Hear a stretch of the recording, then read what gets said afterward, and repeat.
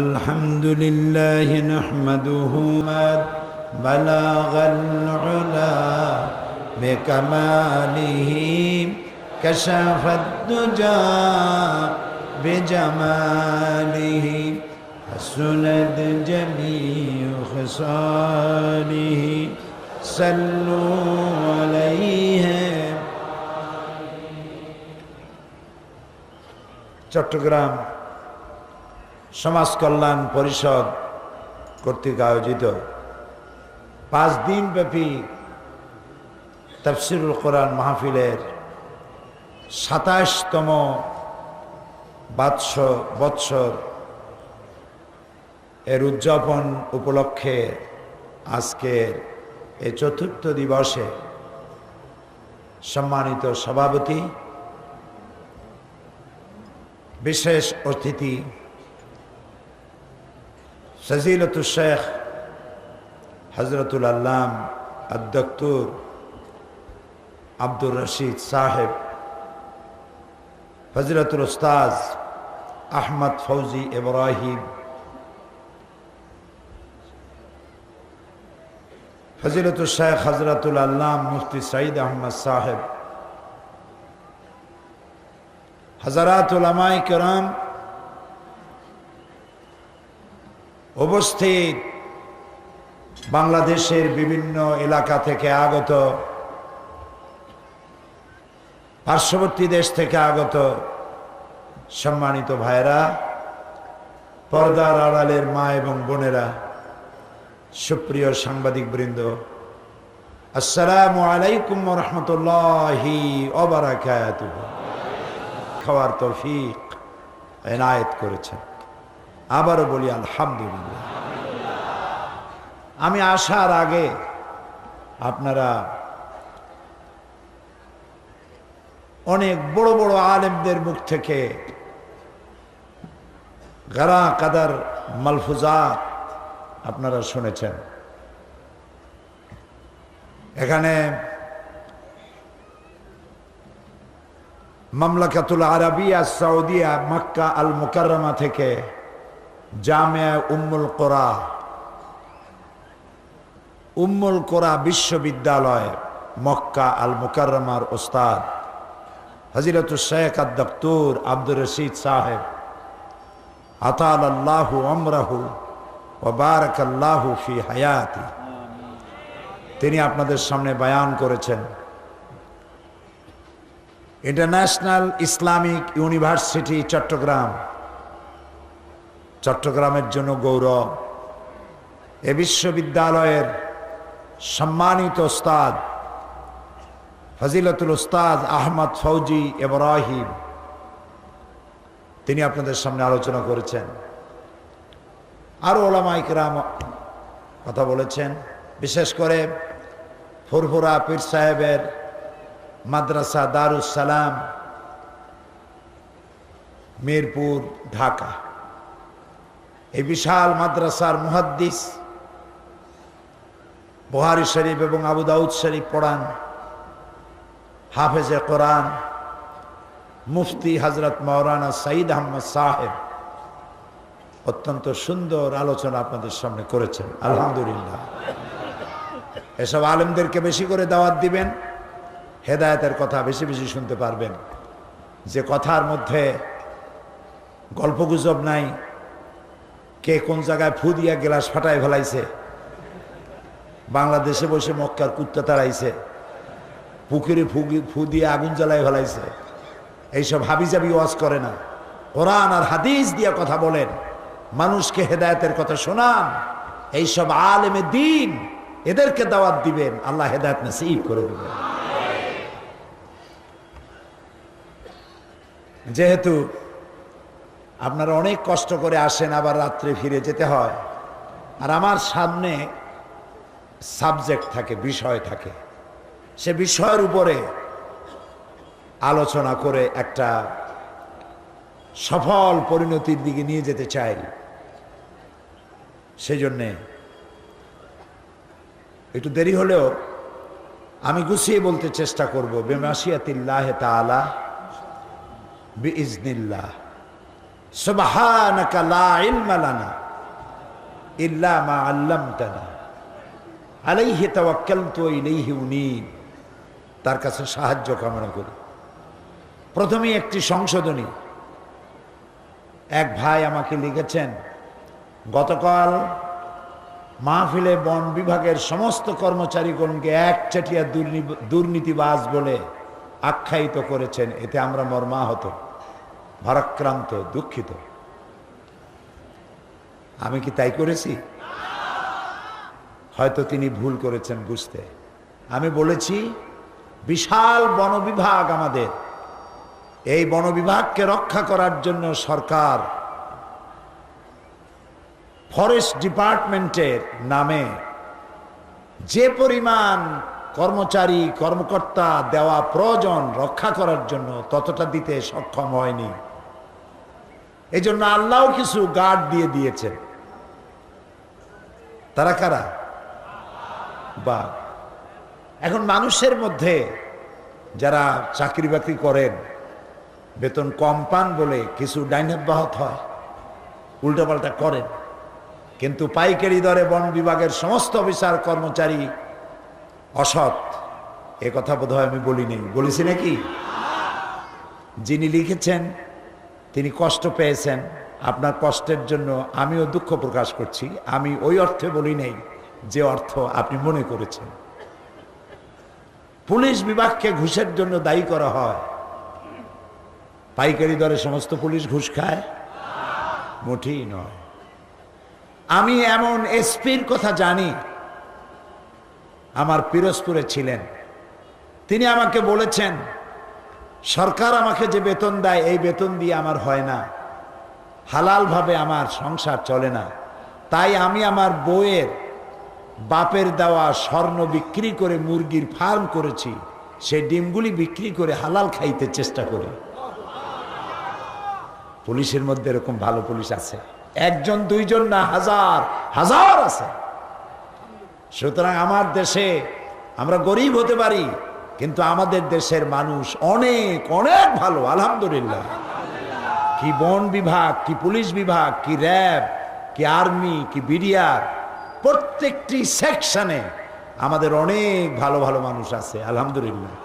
এই ভালো মানুষগুলো আছে বলেই তো দেশ চলতেছে, নইলে তো পানির বৃষ্টি না, বাংলাদেশে পাথরের বৃষ্টি হওয়া দরকার ছিল। ভালো মানুষ আছে। কাজে যিনি ভুল বলছেন, আপনি দুঃখে পাওয়ার জন্য আমি নিজেও দুঃখিত।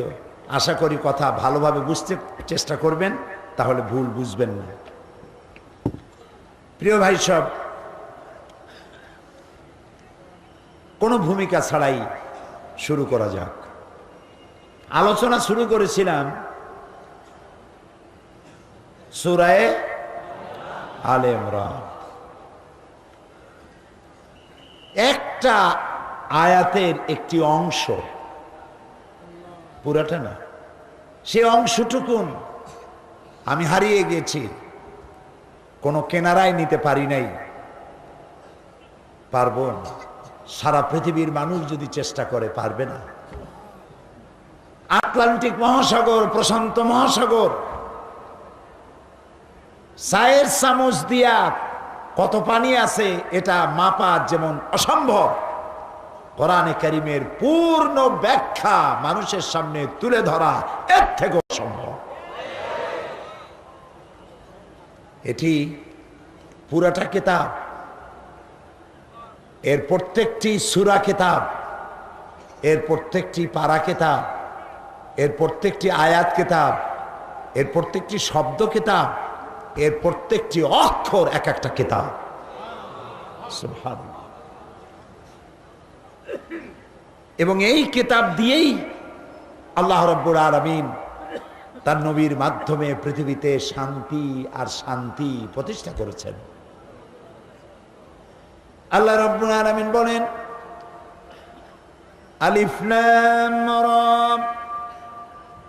কিতাবুন আনজালনাহু ইলাইকা লিতুখরিজান নাসা মিনাল যুলুমাতি ইলান নূর। আলিফ লাম রা, কিতাবুন আনজালনাহু ইলাইকা, আমি আপনার উপর একখানা কিতাব অবতীর্ণ করেছি। এই কিতাব এই জন্য অবতীর্ণ করেছি যাতে করে আপনি মানব গোষ্ঠীকে অন্ধকারের ভেতর থেকে আলোর দিকে নিয়ে আসতে পারেন। এই জন্য কিতাব দিয়েছি। সুবহানাল্লাহ। নবী সক্ষম, সফল। নবী করিম সাল্লাল্লাহু আলাইহি ওয়াসাল্লামের মতো সফল নবী পৃথিবীতে আর আসেন না। যে আয়াত থেকে শুরু করেছিলাম সেটি আপনাদের সামনে আবার পেশ করি। আল্লাহ রাব্বুল আলামিন বলছেন, ইন্নাদ-দীনা ইনদাল্লাহিল ইসলাম ওয়া মাখতালাফাল্লাযীনা উতুল কিতাবা ইল্লা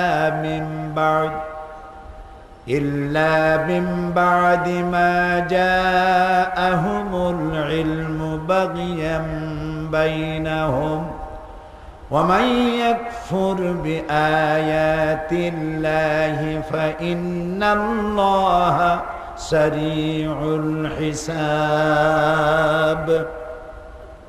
ইন্নাদ-দীনা ইনদাল্লাহিল ইসলাম, আল্লাহর কাছে মনোনীত, একমাত্র মনোনীত, পছন্দনীয়, মানুষের জন্য গ্রহণযোগ্য যে জীবন ব্যবস্থা, সেই ব্যবস্থার নাম কি? আরো জোরে বলুন। এই ইসলাম মানুষকে দিয়েছে সব সমস্যার সমাধান। সাদা এবং কালো মানুষের ব্যবধান দূর করেছে, শ্রমিকের অধিকার দিয়েছে, শিশুর অধিকার দিয়েছে, মানব অধিকার দিয়েছে, সাম্প্রদায়িক সম্প্রীতি দিয়েছে। এই পৃথিবীর মানুষকে আল্লাহ তাআলা দুইটি শ্রেণীতে ভাগ করেছেন। কয়টি শ্রেণী? একটি শ্রেণীর নাম হলো পুরুষ, নর, আরেকটি শ্রেণীর নাম নারী। এই দুইটি শ্রেণীর মধ্যে বিভাজন সৃষ্টি করার জন্য আবহমান কাল থেকে শয়তানের প্রচেষ্টা ছিল, এবং মানুষেরা চেষ্টা করেছে শ্রেণী সংগ্রাম না হয়ে এক করার জন্য, কিন্তু কেউ পারেনি। পৃথিবীর কোন মতাদর্শ দিয়ে এক বানাতে পারে নাই। নারী এবং পুরুষের মধ্যে সম অধিকার সৃষ্টি করেছেন কেবলমাত্র আল্লাহ তাআলা। কে করেছেন? কে করেছেন? আল্লাহ তাআলা। এই যে কোরআন, কি নাম? কোরআন। এই কোরআন শরীফের ভিতরে আল্লাহ তাআলা মানুষের কথা বলেছেন। সেই মানুষের মধ্যে দুইটা শ্রেণী, একটা পুরুষ আর একটা নারী। মানুষের নামে ইন জেনারেল একটা সূরা নাজিল হয়েছে। সূরাটির নাম কি? আন-নাস। সূরাটি অনেক বড় না, ছোট্ট। এই মানুষের আরেকটা শ্রেণী হচ্ছে নারী। আরবিতে বলা হয় কি? এই সূরাটা ছোট না বড়? অনেক বড়। পুরুষের নামেও সূরা আছে, মহিলাদের নামেও সূরা আছে। এক শ্রেণীর তথাকথিত বুদ্ধিজীবী, এক শ্রেণীর তথাকথিত কবি সাহিত্যিক, কলামিস্ট, যারা নারী এবং পুরুষের মধ্যে যুদ্ধ বাঁধাতে চায়। এই কথা বলে যে ইসলাম নারীকে ঠকিয়েছে, আল্লাহ নিজেই পুরুষকে জিতায় দিয়েছেন আর নারীকে ঠকাই দিয়েছেন। নাউজুবিল্লাহ বলবেন না জোরে? অথচ নারী এবং পুরুষকে সৃষ্টি করেছেন কে? আল্লাহ তাআলা। আল্লাহর কাছে মর্যাদার দিক থেকে নারী এবং পুরুষের মধ্যে কোনো তারতম্য করা হয় নাই।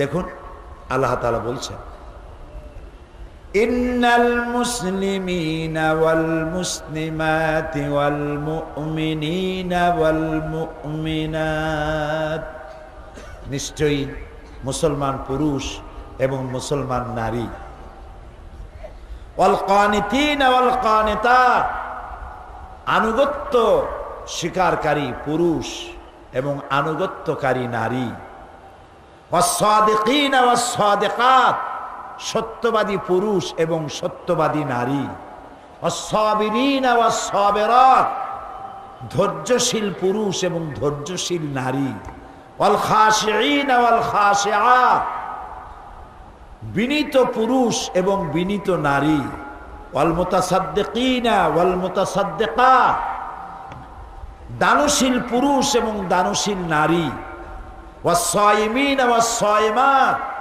রোজা পালনকারী পুরুষ এবং রোজা পালনকারী নারী, ওয়াল হাফিজিনা ফুরুজাহুম ওয়াল হাফিজাত, যৌনাঙ্গ হেফাজতকারী পুরুষ এবং যৌনাঙ্গ হেফাজতকারী নারী,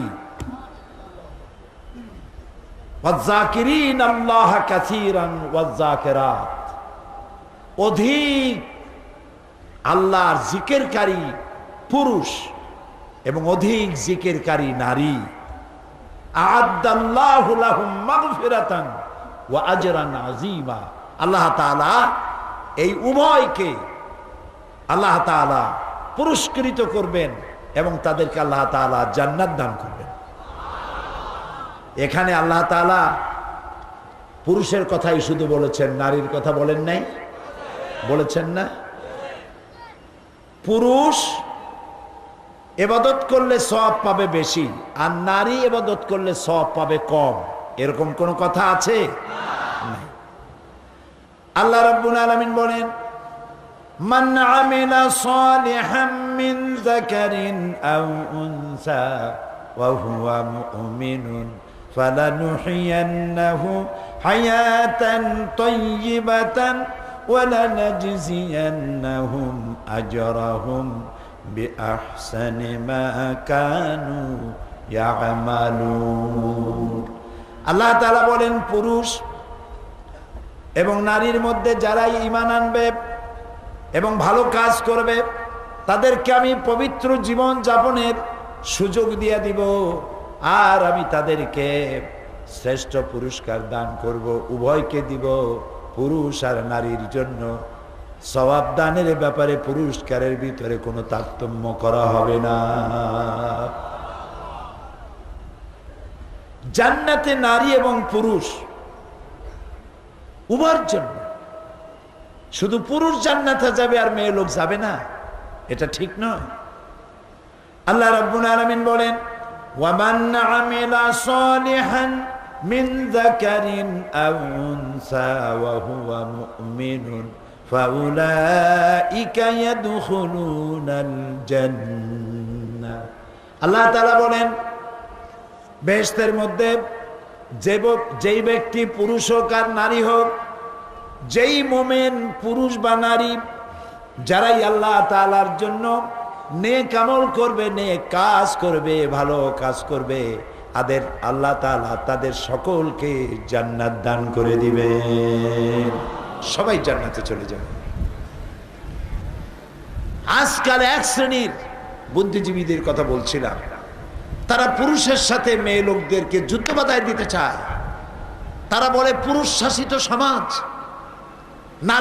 নারী অধিকার থেকে বঞ্চিত, সুতরাং পুরুষ শাসিত সমাজ থেকে নারীদেরকে উদ্ধার করে তাদেরকে আরো বেশি ক্ষমতা দিতে হবে। নারীর ক্ষমতা কিছু সীমাবদ্ধতা আছে, সমান আপনি বানাইতে পারবেন না। সমান বানানো কি সম্ভব? কখনোই না। কেমনে সমান বানাবেন? নারীর কাজ আলাদা, পুরুষের কাজ আলাদা, এই দুটি কাজকে একরকম বানানো হয় নাই। দুনিয়ায় যত নবী পাঠানো হয়েছে, একজন নবীকেও, নারীর মধ্য থেকে একজন নারীকেও আল্লাহ তাআলা নবী বানান নাই।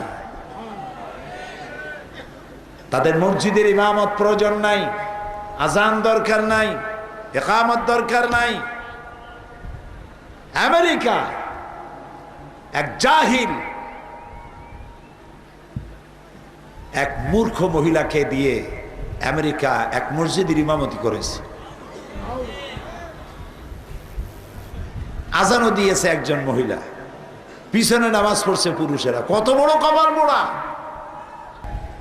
তারা বলে কোরআন শরীফে কোন জায়গায় আছে মেয়ে লোকেরা নামাজের ইমামতি করতে পারবে না? হাদিস শরীফে কোন জায়গায় আছে ইমামতি করতে পারবে না? তাহলে পাল্টা প্রশ্ন করতে হয় যে কোন জায়গায় আছে যে করতে পারবে? সুতরাং এ ধরনের মিথ্যে কথা বলে নারীদেরকে পুরুষের উপরে খেপাইতে চায়। আর আল্লাহ কি বলেন? আল্লাহ তাআলা বলছেন নারী এবং পুরুষ পরস্পরের শত্রু না। কি? আল্লাহ তাআলা বলেন ওয়াল মুমিনুনা ওয়াল মুমিনাতি বা'দুহুম আউলিয়াউ বা'দ ইয়া'মুরুনা বিল মা'রুফি ওয়া ইয়ানহাউনা আনিল মুনকার। মুমিন পুরুষ আর মুমিন নারী উভয়ের জন্য বন্ধু স্বরূপ। তারা পরস্পরকে ভালো কাজের আদেশ দেয় আর অন্যায় কাজ থেকে তাদেরকে ফিরায় রাখে। নামাজ প্রতিষ্ঠা করে, যাকাত আদায় করে এবং আল্লাহ এবং রাসূলের আনুগত্য করে। এই ধরনের কাজ যারা করে আল্লাহ তাআলা বলেন আমি অবশ্যই তাদেরকে কিয়ামতে পুরস্কৃত করব। সুতরাং নারী এবং পুরুষের মধ্যে ইসলাম কোনো তারতম্য করে নাই, বরং মেয়েদের যে মর্যাদা আল্লাহ তাআলা দিয়েছেন কোরআন শরীফে, হাদিস শরীফে, আপনি চিন্তা করে কুল পাবেন না। মেয়েদের কত মর্যাদা আমাদের সমাজের লোকেরা জানে না। বরং বারবার যদি কোন দম্পতির বারবার মেয়ে হয় তাহলে সেই স্বামী শ্বশুরবাড়ি যাওয়া বন্ধ করে দেয়, পারলে অনশন ধর্মঘট করে, বউর সাথে কথা বলা বন্ধ করে দেয়।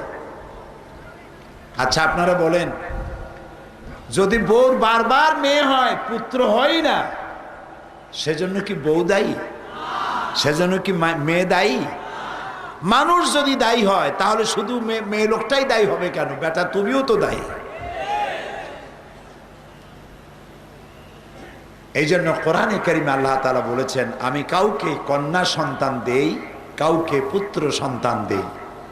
শুনতেছেন? কাউকে কি দেই? কন্যা। কাউকে কন্যা সন্তান দেই, কাউকে পুত্র সন্তান দেই, কাউকে কন্যাও দেই পুত্রও দেই, কাউকে কিছুই দেই না। মালিক কে? আল্লামা ইবনে কাসির রাহমাতুল্লাহ আলাইহি তার তাফসীর ইবনে কাসিরে তিনি লিখেছেন যেহেতু কোরআনে কারিমে আল্লাহ রাব্বুল আলামিন শুরু করেছেন আমি কাউকে কন্যা দেই, কাউকে পুত্র দেই, যেহেতু আল্লাহ কন্যা দিয়ে শুরু করেছেন, তাই যেই দম্পতির সর্বপ্রথম কন্যা সন্তান হয় সেই দম্পতি বেশি বরকতপূর্ণ। সুবহানাল্লাহ, আলহামদুলিল্লাহ। কারো যদি মেয়ে হয় ঘরে, আল্লাহ রাব্বুল আলামিনের হাবিব বলছেন মান আলা জারিয়াতাইনি হাত্তা তাবলুগা জা ইয়াউমাল কিয়ামাতে আনা ওয়া হুয়া কাহাতাইনি ওয়া দাম্মা আসাবিআহু রাওয়াহু মুসলিম। নবী করিম সাল্লাল্লাহু আলাইহি সাল্লাম বলেছেন যদি কেউ দুই কন্যার পিতা হয় অথবা তিন কন্যার পিতা হয়, এই দুইটি কন্যাকে যদি যত্ন করে, এই তিনটি কন্যাকে যদি যত্ন করে, আদব শিখায়, দিন শিখায়, ঈমান শিখায়, তাহলে কিয়ামতের দিন ওই দুই কন্যা তিন কন্যার পিতা আর আমি মুহাম্মদ সাল্লাল্লাহু আলাইহি ওয়াসাল্লাম জান্নাতের ভেতরে পাশাপাশি অবস্থান করব। আমাদের দেশে ছেলের যত্ন বেশি না মেয়ের যত্ন বেশি? হ্যাঁ, ছেলের যত্ন বেশি। ছেলে যদি হয় কোলে নেয়, ঘাড়ে নেয়, মাথায় নেয়। ছেলেটাকে যত্ন করে বেশি, মেয়েটাকে যত্ন করে না। নবী করিম সাল্লাল্লাহু আলাইহি ওয়াসাল্লাম বসে আছেন দরবারে নববী, সাহাবায়ে কেরাম বসা। একটা ছোট্ট ছেলে হামাগুড়ি দিতে দিতে আসছে। যার ছেলে, সে ছেলেটাকে তুলে নিয়ে গালে চুমা দিয়া কোলের উপরে বসাইল। এরপরে ছোট একটা মেয়ে আসলো, মেয়েটিকে হাত দিয়া ধরিয়া এক পাশে বসাই দিল। রাহমাতুল্লিল আলামিনের চোখ এড়ালো না। প্রশ্ন করলেন, ওই লোকটিকে, ছেলেটি কার? তিনি বললেন আমার। মেয়েটি কার? তিনি বললেন আমার। রাসূলুল্লাহ বললেন, তোমার কি উচিত ছিল না তোমার দুটি সন্তানের সাথে সমান ব্যবহার করার? মেয়েটারে কোলে উঠাইয়া চুমা দিলা, ছেলেটারে কোলে উঠাইয়া চুমা দিয়া কোলে উঠায় বসালে, আর মেয়েটাকে হাত দা ধরে দূরে বসাইলা। এই তারতম্য করা তোমার জন্য ঠিক হয় না। নবী করিম সাল্লাল্লাহু আলাইহি ওয়াসাল্লাম তিনি বলেছেন, যদি কোনো ঘরের মধ্যে একটি কন্যা সন্তান প্রসব করে মা, আল্লাহর নবী বলেন ওই ঘরের ভিতরে একটা রহমতের ফেরেশতা প্রবেশ করে আর বলে, আসসালামু আলাইকুম ইয়া আহলাল বাইত, হে গৃহের মালিকেরা, গৃহবাসীরা, তোমাদের উপরে আল্লাহর রহমত বর্ষিত হোক। এরপরে নবজাতক কন্যাটির পাশে গিয়ে কন্যার মাথার উপরে নূরের তৈরি হাত বুলায় ফেরেশতা আর বলতে থাকে, এই মেয়েটিকে যে যত্ন করবে, যে আদর করবে, দিন শিখাবে, ঈমান শিখাবে, আর বয়স হলে পরে সৎপাত্রস্থ করবে, সাহায্য করবে, কিয়ামত পর্যন্ত আল্লাহ রাব্বুল আলামিন ওই লোকটির প্রতি তার সাহায্য অব্যাহত রাখবে।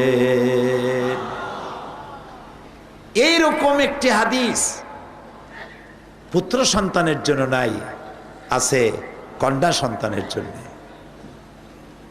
মেয়েদেরকে গালি দেওয়া হয়। নবী করিম সাল্লাল্লাহু আলাইহি ওয়াসাল্লাম বলেছেন, লা তুকরিহুল বানাত ফাইন্নী আবুল বানাত, মেয়েদেরকে গালি দিও না, তিরস্কার করো না, মেয়েদেরকে খারাপ জেনো না, কারণ আমি মুহাম্মদ সাল্লাল্লাহু আলাইহি ওয়াসাল্লাম মেয়েদের পিতা। রাসূলুল্লাহ বলেছেন, যখন বাইরে যাবে, বিদেশে যাবে, বাজারে যাবে, কিছু না কিছু উপহার সামগ্রী কিনে আনবে, আর এনে সর্বপ্রথম দেবে মেয়েদেরকে, তারপরে দেবা ছেলেদেরকে। এটা আপনাদের বিপক্ষে গেছে নাকি? সুবহানাল্লাহ বলবেন না?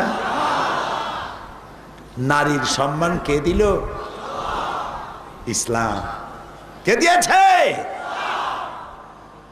আজ পাশ্চাত্য ওয়েস্টার্ন সিভিলাইজেশন, পাশ্চাত্য সভ্যতার দাবিদার যারা, তারা আমাদেরকে ভদ্রতা শিখায়, গণতন্ত্র শিখায়। তোমরা কি নারীর সম্মান দিতে পেরেছ? তোমরা তো সেদিন দিয়েছ নারীদের ভোটাধিকার, সেদিন দিয়েছ নারীর কেনা বেচার এখতিয়ার। আর আজ থেকে ১৫০০ বছর পূর্বে রাসূলুল্লাহ নারীর মর্যাদা দিয়ে গিয়েছেন। আল্লাহর নবী হয়ে মেয়ে লোকের নিজের স্ত্রীর পরামর্শ গ্রহণ করেছেন। সুবহানাল্লাহ বলো। সুলহ হুদাইবিয়ার সন্ধি মুসলমানদের জন্য এক মারাত্মক হৃদয় বিদারক ঘটনা ছিল। ওমরা করতে এসেছেন, ওমরা করতে দেওয়া হলো না। সন্ধিপত্র লেখা হচ্ছে, নবী করিম সাল্লাল্লাহু আলাইহি সাল্লামের পক্ষ থেকে মিম মুহাম্মদুর রাসূলুল্লাহ সাল্লাল্লাহু আলাইহি সাল্লাম ওয়া বাইনা কুরাইশ। কাফেরদের নেতারা বলল, মুহাম্মদ বলেন না সাল্লাল্লাহু আলাইহি ওয়াসাল্লাম, একটি মুহূর্ত যেন আপনাদের জন্য এমন না যায় যে আমার রাসূলের নাম শুনবেন আর দরুদ শরীফ পড়বেন না। এমনটি হবে? আল্লাহর নবী বলেছেন, আমার প্রতি একবার যদি কেউ দরুদ পড়ে আল্লাহ রাব্বুল আলামিন তার আমল নামায় 10টা রহমত লিখে দিবেন। কাফেরদের নেতা বলল, মুহাম্মদ যদি তার নামের সামনে রাসূলুল্লাহ লেখাই হয় তাহলে তো সন্ধির কোনো প্রয়োজন নাই, আমরা তো রাসূলুল্লাহ মানি না। নাউযুবিল্লাহ, এই সন্ধি হবে না। রাসূলুল্লাহ বললেন, হযরত আলী রাদিয়াল্লাহু তাআলা আনহুকে বললেন, আলী, আমার নামের সামনে যেখানে রাসূলুল্লাহ লেখা আছে এটা কেটে দাও। হযরত আলী বলেন, ইয়া রাসূলুল্লাহ, সারা জীবন আপনার হুকুম পালন করেছি, আনুগত্য করেছি, মৃত্যু পর্যন্ত আনুগত্য করি যাব, কিন্তু আজকের আপনার এই হুকুম মানা আমার পক্ষে সম্ভব হবে না। আমি মুহাম্মদ নামের সামনে থেকে রাসূলুল্লাহ কাটা আমার পক্ষে সম্ভব নয়। রাসূলুল্লাহ বললেন, আমাকে দেখাও কোন জায়গায় লিখেছো, আমি কেটে দেই। কেটে দিলেন, সন্ধিশ হয়ে গেল। নবী করিম সাল্লাল্লাহু আলাইহি সাল্লাম এখন মদিনায় ফিরে যাবেন, ওমরা করতে পারবেন না। সাহাবায়ে কেরাম কাঁদতেছেন। নবী করিম সাল্লাল্লাহু আলাইহি সাল্লাম বললেন, তোমরা সবাই কোরবানি করো, সাথে যে কোরবানির জন্তু আছে এগুলিকে জবাহ করো, মাথার চুল কামাও এবং ইহরাম খুলে ফেলো। একজন সাহাবী রাসূলুল্লাহর হুকুম মানলেন না, সব বসে আছে। নবী করিম সাল্লাল্লাহু আলাইহি সাল্লামের নবুয়তের জীবনে এরকম সংকট, আভ্যন্তরীণ সংকট আর কখনো হয় না। রাসূলুল্লাহ ঘরের মধ্যে তাঁবুতে প্রবেশ করলেন, মুখ মলিন। নবী করিম সাল্লাল্লাহু আলাইহি সাল্লামের স্ত্রী হযরত উম্মে সালমা রাদিয়াল্লাহু তাআলা আনহা, তিনি বললেন, ইয়া রাসূলুল্লাহ, আপনার মুখ মলিন কেন? অসন্তুষ্ট হয়ে বসে আছেন কেন? রাসূলুল্লাহ বললেন, আমার জীবনে, নবুয়তের জীবনে এমন অবস্থা কখনো হয় নাই, আমার সাহাবীরা আমার হুকুম পালন করছে না। হযরত উম্মে সালমা রাদিয়াল্লাহু তাআলা আনহা বললেন, ইয়া রাসূলুল্লাহ, সাহাবীদের বর্তমান অবস্থার উপরে আপনি অসন্তুষ্ট হবেন না। তাদের কলিজা, এই সন্ধিতে তাদের কলিজা চুর চুর হয়ে গিয়েছে। আপনি নিজে সর্বপ্রথম জবাহ করেন, নিজের মাথার চুল কামান, ইহরাম খোলেন, সাহাবীরা আপনাকে অনুসরণ করবেন। নবী করিম সাল্লাল্লাহু আলাইহি ওয়াসাল্লাম স্ত্রীর পরামর্শ নিলেন, জবাহ করলেন, চুল কামালেন, ইহরাম খুললেন। সাহাবীরা সবাই রাসূলের অনুসরণ করলেন। সাহাবীরা মুখ মলিন করে মদিনার দিকে যাচ্ছেন। সকলের কাছে চিন্তা, আমরা বড় পরাজয় বরণ করে গেলাম। আল্লাহ রাব্বুল আলামিন সাহাবীদের মন কষ্ট আল্লাহর চাইতে কে বুঝবেন? সূরা ফাতাহ নাজিল হয়ে গেল, ইন্না ফাতাহনা লাকা ফাতাহাম মুবিনা। এটা কোনো সন্ধি, পরাজয়ের সন্ধি নয়, এটা সুস্পষ্ট বিজয়। অপেক্ষা করো, ইসলামের রাজতরণ খুলে দেওয়া হবে। নারীর মর্যাদা আল্লাহ দিয়েছেন, ইসলাম দিয়েছে, নবী দিয়েছেন, পাশ্চাত্য দিতে পারে নাই। পাশ্চাত্য নারীকে ভোগ করার জন্য হাজারো ব্যবস্থা করেছে, মর্যাদা দিতে পাশ্চাত্য পারে নাই। পাশ্চাত্যের চিন্তা, নারীর শরীরের কাপড় আর কত কমানো যায়,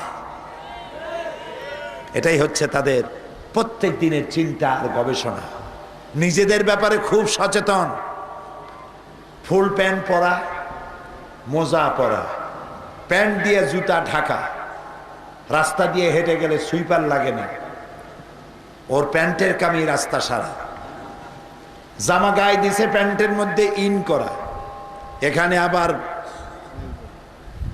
কি কাফন না কি কয়, কফি লাগানো, গলায় আবার টাইট করে বাঁধা, কোনো আলো যেন শরীরের কোনো জায়গায় দিয়া ঢুকতে না পারে, শরীর যেন কেউ না দেখে। আর যার শরীর ঢাকতে বলা হলো সেই নারীর শরীরের কাপড় ইঞ্চি ইঞ্চি করে কমাতে কমাতে কোথায় নিয়ে গেছে। আমার মনে হয় শয়তান লজ্জায় কাঁদতেছে আর চিন্তা করতেছে যে আমি শয়তান হইয়া লাভ হইল কেন। প্রিয় ভাই সব, আল্লাহ রাব্বুল আলামিন নারীকে মর্যাদা দিলেন, কন্যা হিসেবে মর্যাদা দিয়ে দিলেন, মর্যাদা দিলেন। এই মেয়ে বড় হলো, যৌবন পেল, বিবাহের জন্যে তাকে ইখতিয়ার দেওয়া হলো। জবরদস্তি করে বিয়ে দিতে পারবেন না, মেয়ের মত লাগবে। মেয়েকে জিজ্ঞেস করতে হবে। আপনি পিতা, আপনি মাতা, ঠিক আছে, কিন্তু জোর করে তার মতের বাইরে আপনি বিবাহ দিতে পারবেন না। আবার মেয়েরও উচিত নয় পিতা মাতাকে না জানাইয়া মোবাইল দিয়া SMS করে বিয়ে করা। এতেও কপাল পড়বে, এটাও কপাল পড়বে। তোমার বয়স কম, যার সাথে তোমার প্রেম হয়েছে, তোমার পিতামাতার মর্যাদার জুতার কাছেও সে হয়তো দাঁড়াইতে পারে না। তুমি বড় লোকের মেয়ে, তোমাকে বিয়ে করলে তোমার বাড়িটা দখল করতে পারবে।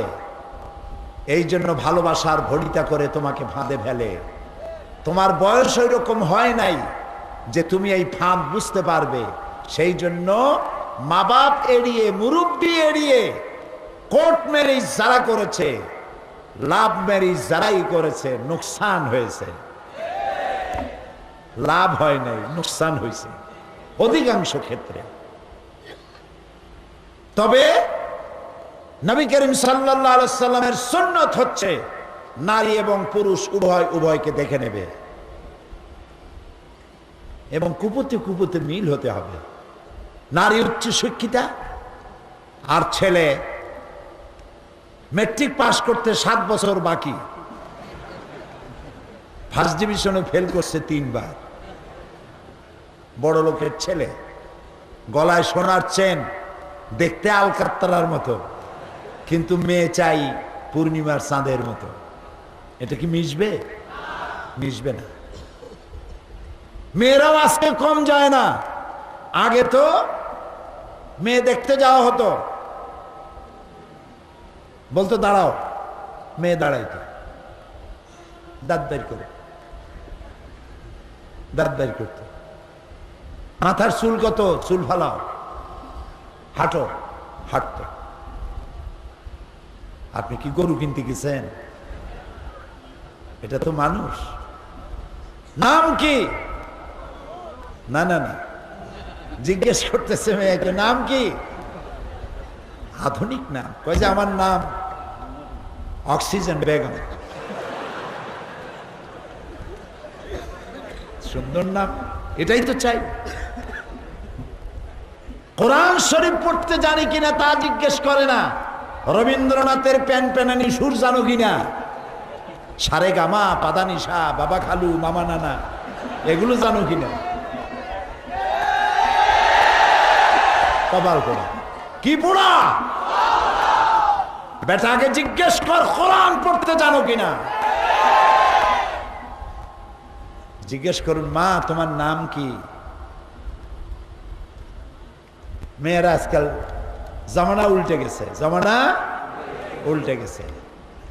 পুরুষ পক্ষের থেকে জিজ্ঞাসাবাদ করার পরে এবার কন্যা নিজেই প্রশ্ন করে, তোমাদের মধ্যে কে বিয়ে করবে আমারে?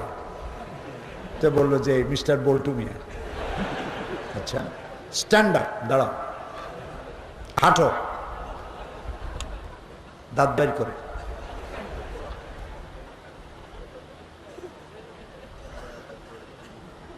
হাতে সিরিঞ্জ থাকে, রক্ত নেব, এইডস আছে কিনা দেখবো। যদি পছন্দ না হয় অ্যাবাউট টার্ন, বাড়ির দিকে ডবল মার, যা। সমান অধিকার। যদ্দূর পানিতে নামবেন অদ্দূর ভিজবেন। ইসলাম বলেছে উভয় উভয়কে দেখে নেবে, সুন্নত, অধিকার সমান। কিন্তু ছেলে আর মেয়ে দুজন এক রুমের মধ্যে দেখা সাক্ষাৎ করবে না, সেখানে মুরব্বী কেউ থাকবে, তারপরে একে অপরকে দেখে নেবে। রাসূলুল্লাহ বলেছেন হতে পারে তোমার চোখে আল্লাহ তাকে ভালো লাগায় দিতে পারেন,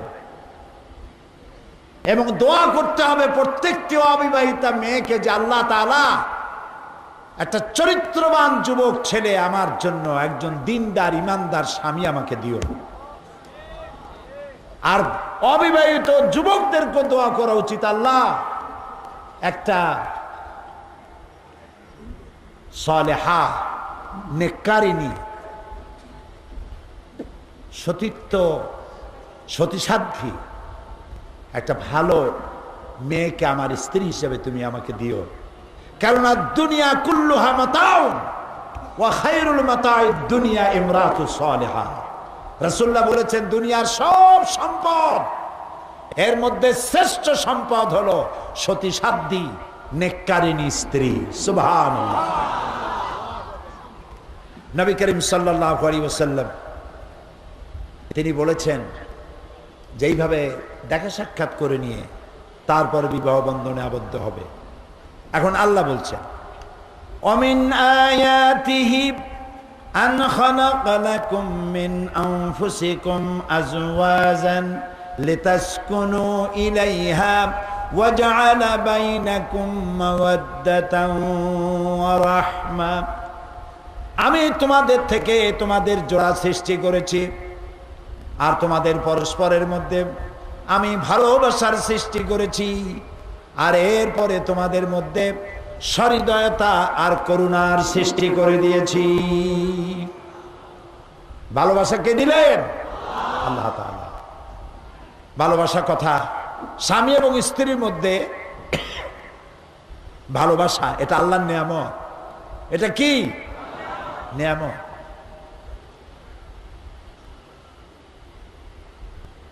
ছেলে হলো সিলেটের, মেয়ে হলো চট্টগ্রামের।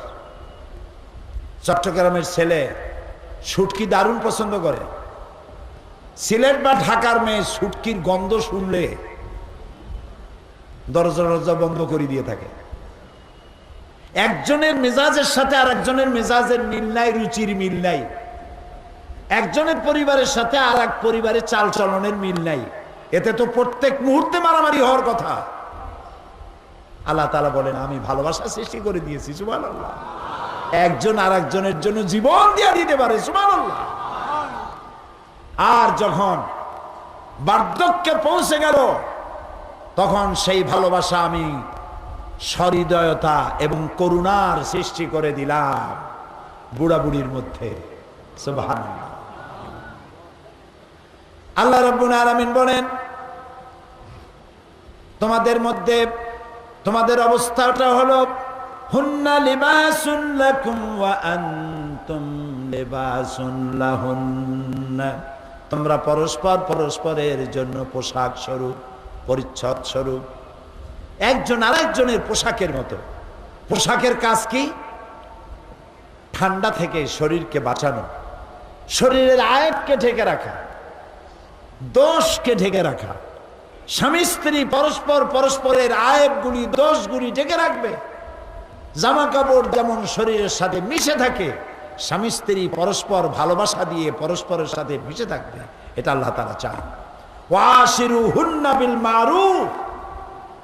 আর সেই স্ত্রীদের সাথে সদ্ব্যবহার করো। কে বলছেন?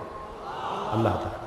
দেখবেন যেই সংসারে স্বামী স্ত্রীর ভালোবাসা নাই, কাউকে না কাউকে স্যাক্রিফাইস করতে হবে। স্বামীর মেজাজ 100 ডিগ্রি, স্ত্রীর মেজাজ 1000 ডিগ্রি। এখানে তো প্রতি মুহূর্তে ফায়ার হবে, ঠিক কিনা? কাউকে না কাউকে স্যাক্রিফাইস করতে হবে, এবং স্যাক্রিফাইস পুরুষেরই বেশি করতে হবে। রাগ করতেছেন নাকি? কারণ হচ্ছে নবী করিম সাল্লাল্লাহু আলাইহি সাল্লাম একবার উঠে চড়ে যাচ্ছিলেন, তো উঠে চড়ে যাওয়ার সময় উট চালকরা গান গায়, সে গানের তালে তালে উট চলতে থাকে। রাসূলুল্লাহ বললেন, উটের চালককে আস্তে চালাও, কারণ উটের পিঠের উপরে কাঁচ আছে। কাঁচ বোঝেন কি? গ্লাস, কাঁচ। মহিলা ছিলেন, রাসূলুল্লাহ মেয়েদেরকে কাঁচের সাথে তুলনা করেছেন। কাঁচ টোকা লাগলেই ফেটে যায়, ভেঙে যায়। তাদের মনটা নরম এবং ক্ষণভঙ্গুর, অল্প কথায় বিগড়ে যায়। সারা জীবন ভালো শাড়ি দিছেন, একদিনের শাড়িটা খারাপ হয়ে গেছে, হয়তো বলেই ফেললো, তোমার সাথে বিয়ে হওয়ার পর একটা ভালো শাড়ি আমি জীবনে পাইলাম না। অবশ্য চিটাগংয়ে এরকম বলে না। সারা জীবন মধুর সম্পর্ক, একদিন ঝগড়া লাগলো, বলেই ফেললো, তোমার ঘরে এসে জাহান্নামের জীবন যাপন করলাম, একটু ভালোবাসা দিতে পারলা না, খালি ঝগড়া করো। ঝগড়াঝাটি মাঝে মধ্যে একটু হওয়া খারাপ না। রাত দিন 24 ঘন্টা যদি পোলাও করবে খায়, পেটে অসুখ হবে। মাঝে মধ্যে একটু মন খারাপ, একটু মান অভিমান হলে পরে, তারপরে যখন মিলমিশ হয়, সুবহানাল্লাহ, মধুর সম্পর্ক। হযরত আয়েশা রাদিয়াল্লাহু তাআলা আনহা, রাসূল আমার জীবনের, তার পারিবারিক জীবন, তার ব্যক্তি জীবন, পরিবারের জীবন, সমাজের জীবন, সবটা বিশ্ববাসীর আদর্শ। লাকাদ কানা লাকুম ফি রাসূলিল্লাহি উসওয়াতুন হাসানাহ। শয়তানেরা কার গায়ে আঘাত দিয়েছ? ডেনমার্ক। কার গায়ে আঘাত দিয়েছ? ইটালি, ফ্রান্স, বুলগেরিয়া, যুক্তরাষ্ট্র। কার গায়ে আঘাত দিয়েছ? তোমাদের মধ্যে মানবতা, সততা যদি কিছু থাকে, তার সবটা রাসূলুল্লাহর শিক্ষা, বাইরের থেকে কিছু আসে নাই।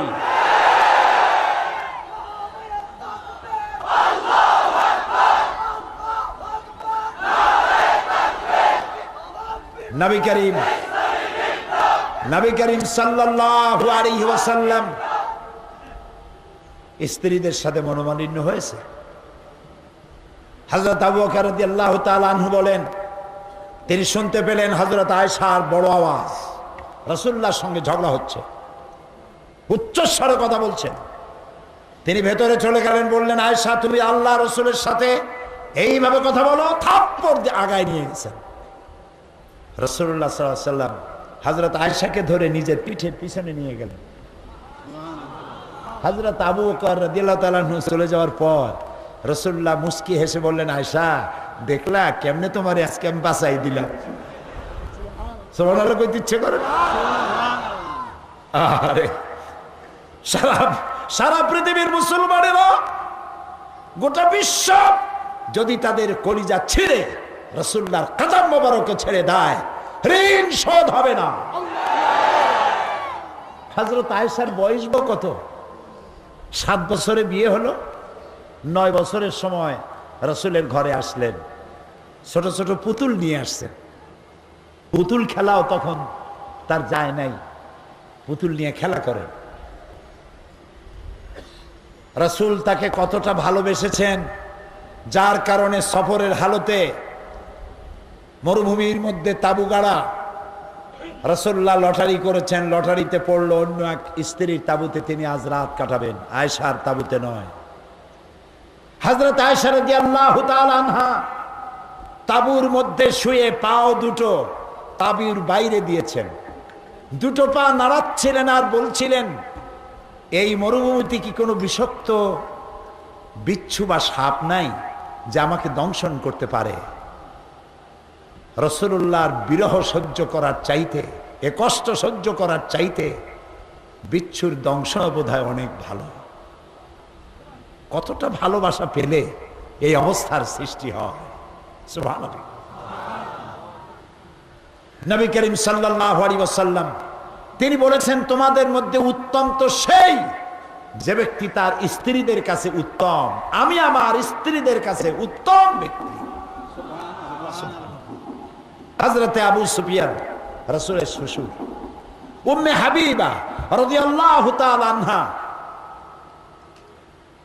রাসূলের স্ত্রী, আমাদের মা।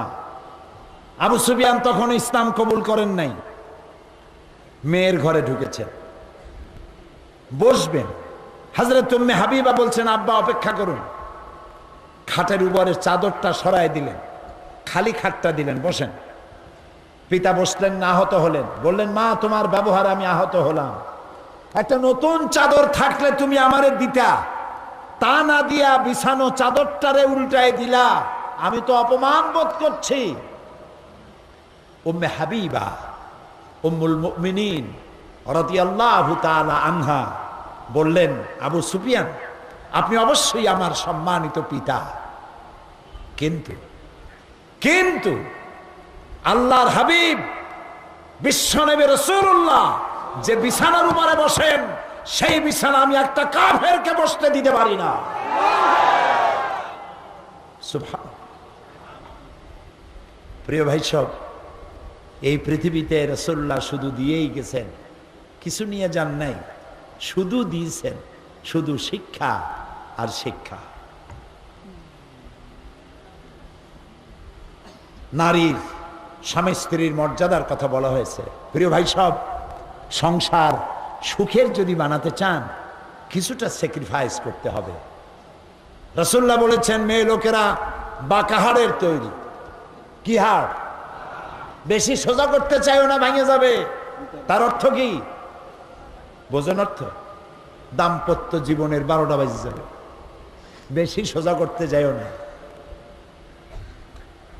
নারীদের উপরে সহনশীল হও, তাদের মর্যাদা দাও, তাদেরকে সম্মান দাও। রাসূলুল্লাহ সম্মান দিতে বলেছেন, আলহামদুলিল্লাহ। প্রিয় ভাই সব, নবী করিম সাল্লাল্লাহু আলাইহি ওয়াসাল্লাম এই ইসলাম নারীকে দিয়েছে অর্থনৈতিক অধিকার। বিবাহের সময় তাকে মহারানা দিতে হবে। আল্লাহ তাআলা কোরআনে কারিমে বলেছেন, ফাতুহুন্না উজুরাহুন্না ফারিদা, মহারানার টাকা আদায় করতে হবে ফরজ রূপী দায়িত্ব হিসাবে। মহারানা আদায় করা কি সুন্নত না নফল? জোরে বলে। আজকাল বিবাহে দেখা যায় মহারানার টাকা বাদে 7,77,753 টাকা 1 পয়সা। এটা কি বাটার দোকান? মহারানা সেই পরিমাণ বাঁধবেন, আপনার গোষ্ঠীর মর্যাদার উপরে নির্ভর করে না। মহারানার টাকা আদায় করবে কে? স্বামী। কে? ও যেন দিতে পারে সেই পরিমাণ, সেজন্য দিতে হবে। মহারানার টাকা সঠিকভাবে আদায় করতে হবে। অনেক পুরুষ আছে স্ত্রীর কাছে ক্ষমা চায়, লজ্জা হওয়া উচিত। কেন ক্ষমা চাইবেন? আপনার স্ত্রী, আর আপনার আদায় করে দেওয়া ফরজ। যারা বিবাহ করার পর মহারানা আদায় করেন নাই, সেরকমের লোক মাহফিলে আছে না? আদায় করার একটা সহজ বুদ্ধি বলে দেব কি? যারা দেন নাই, শাস্তির কথাটা আগে শোনেন। স্ত্রী যদি মাপ না করে ইচ্ছায়, আর আপনি যদি আদায় না করেন, আদায় করার ক্ষমতা থাকা সত্ত্বে স্ত্রীও মাফ করে নাই, আপনিও ইচ্ছে করে দেন নাই, কিয়ামতের ময়দানে এ ধরনের স্বামীকে জিনাকারের কাতারে দাঁড়াতে হবে। নাউজুবিল্লাহ। আল্লাহর ফরজ হুকুমকে আপনি ভঙ্গ করেছেন, নষ্ট করেছেন। আদায় করার রাস্তা কি? আজকে রাত্রে যারা মহারানা দেন নাই, আজকের রাত্রে গিয়ে বলবেন, প্রিয়তমা, প্রাণের স্ত্রী, তোমার সাথে আমার বিবাহ হয়েছে, এত টাকা মহারানায় আমি দিতে পারি নাই, আমি আজকে ওয়াদা করে এসেছি সব টাকা তোমারে দেব, তবে এককালীন দেওয়ার ক্ষমতা আমারে নাই। তুমি আমারে একটু সুযোগ দাও, প্রতি মাসে 200, 500, 1000 যেটা আপনি সইতে পারেন। বলবেন, এইভাবে করে আমি তোমার পুরা টাকা শোধ করে দেব। এভাবে দিতে দিতে আদায় করার আগে যদি আপনি মরেও যান, দেওয়ার নিয়ত ছিল বলে আল্লাহ রাব্বুল আলামিনের দায়িত্ব থেকে আপনাকে মুক্ত করে দেবে। সুতরাং মহারানার টাকা আপনাকে দিতেই হবে। এমনকি স্ত্রীকে যদি আপনি পাহাড় সমতুল্য সম্পদ দেন, তার থেকে কণা মাত্র ফেরত নিতে আল্লাহ নিষেধ করেছেন। খুলছি আবাসিক এলাকা, এই গুলিস্তানের মতো ভালো ভালো, এই জায়গার বিশাল বিশাল বাড়ি দেখে বাইরে দাঁড়িয়ে আনন্দ করা, আপনি চিন্তা করার কোনো কারণ নাই যে বাড়ির ভিতরে খুব শান্তি আছে, চিন্তা করার কারণ নাই। আপনি তো ভিতরের অবস্থা জানেন না। আমি কিন্তু পাইকারি দরে কথা বলি না, বন বিভাগের মতো রাগ করবেন না, ভালো আছে মন্দ আছে। কোন কোন বাড়ি এমন আছে শত সহস্র কোটি টাকার মালিক, কিন্তু ইনকাম করেছে হারাম। রাস্তাঘাট, কল কারখানা, ব্রিজ বানাইছে, 1 বছর যেতে না যেতে ব্রিজের কাম শেষ, রাস্তার কাম শেষ। হারাম খাও, হারাম ইনকাম করেছে, বউ হইছে, বাচ্চা হইছে, বউ তো কথা শোনে না। হারাম খাইছেন, বাড়িতে তো শান্তি থাকবে না। শান্তি তো হালালে, শান্তি কোথায়? জোরে বলে, হারাম, শান্তি নেই, বউ তো কথা শোনে না। স্বামী বেচারা কত ব্যবসা, টাকা কত নিজেও গুনে কুলাইতে পারে না, তারপরে সারাদিন বহু কষ্ট করে কাজ কাম করিয়া যখন বাড়িতে ফিরেছে, স্ত্রীর একটু আদর পাবে, সোহাগ পাবে, মুস্কি হাসি পাবে, এসেই দেখলো স্ত্রী ফিটফাট হইয়া রূপচর্চা করে হাতে ভ্যানিটি ব্যাগ নিয়ে স্বামী যে ঢুকছে ড্যামকে তাকাইল না। স্বামী বেচারা ভিক্ষুকের মতো জিজ্ঞেস করলো, তুমি যাও তো? কয়ে, আই এম ভেরি বিজি। আমি তো অনেক কষ্ট করে এসেছি, একটু থাকো না, একটুখানি থাকো। Extremely sorry. স্বামীটারে ভালাই ফিয়া চলে গেল। বাড়িতে মেয়ে নাই, বয়ফ্রেন্ড নিয়ে চলে গেছে। ছেলে একটা গুন্ডা, নাম তার ডবলু। এত বড় আঙ্গুলের মতো মোটা সোনার চেন গলায় ঝুলানো, উল্লুকের মতো চুল, ভাল্লুকের মতো নখ। তারে দেখলে 3-4 জগ পানি খাওয়া লাগে বয়সে। বেচারা করবে কি? কাজের মেয়ে লোকে তৈরি করা রান্না খাইল, বউ নাই কাছে। আহারে, এতিম, বিশাল বড় লোক এতিম, মিসকিন, ফকির। এরপরে কত রাত্রে বেগম সাহেবে ফেরবে আল্লাহ জানে। এতগুলা ঘুমের ট্যাবলেট খাইছে, ঘুম আসে না। কেমনে ঘুম আসবে? একটা চিন্তা কোন ফাঁক দিয়ে গুলিয়ে এসে বুকটারে ঝাঁঝরা করে, আর এক চিন্তা বউ কোথায়, আর এক চিন্তা মেয়ে গেল কোন, আর এক চিন্তা ছেলে কোন ব্যাংক ডাকাতি করতে গিয়ে ধরা পড়ে আল্লাহ জানে। এই হলো বড় বড় দালানের চিত্র। এবার চলুন পাহাড়তলি বস্তি এরিয়ায়, যেখানে রিক্সাওয়ালারা থাকে, 2.5 মণের বস্তা টানে ভ্যানওয়ালা, গরিব ফকির, সারাদিন রিক্সা চালাইছে, 2.5 মণের বস্তা টেনেছে। ওর চাইতে হালাল পয়সার কার আছে? এই হালাল পয়সা দিয়া পোলার চাউল, বাসমতি চাউল কিনতে পারে নাই, দিনাজপুরের কাটারি ভোগ কিনতে পারে নাই। মোটা মোটা চাউল, গন্ধ আসে। খেসারির ডাল আছে না চট্টগ্রামে, এ দিয়ে কোন রকম করে একটু ভাত আর ডাল আর কচু শাক রান্না করেছে বউ। কাছে গিয়ে বসছে, ঘর্মাক্ত শরীর, স্ত্রী খাবার তুলে দিচ্ছে, ডাল, পচা মাছের তরকারি, বলে আরেকটু খাও, খুব কষ্ট করছো, আরেকটু খাও। ঘরে ফ্যান নাই, আঁচল দিয়ে কপাল মুছে দিচ্ছে, আঁচল দিয়ে বাতাস দিচ্ছে। খাওয়ার পরে ওর ফোম নাই, স্প্রিং এর গদি নাই, সালার চট বিছানো, বালিশ একটা এত শক্ত মনে হয় ইটের উপরে কাপড় দিয়ে বেছানো।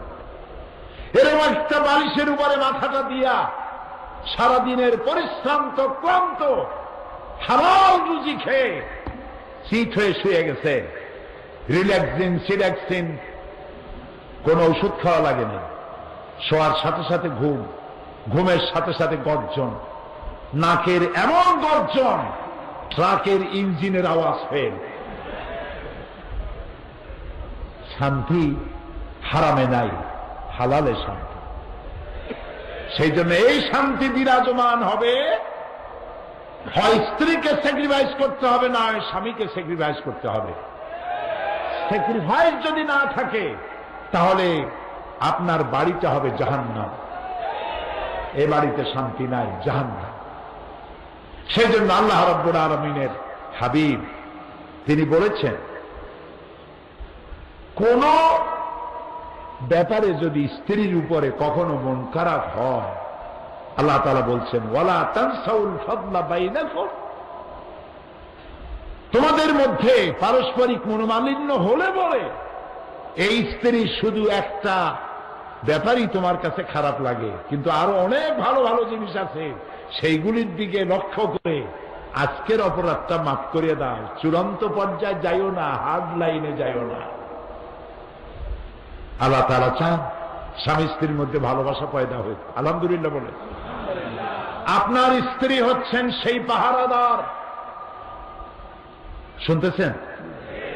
আপনি যেই রাস্তা দিয়ে জাহান্নামে যাবেন সেই সব রাস্তায় আপনার স্ত্রী আপনার পাহারাদার হয়ে দাঁড়ায় আছে।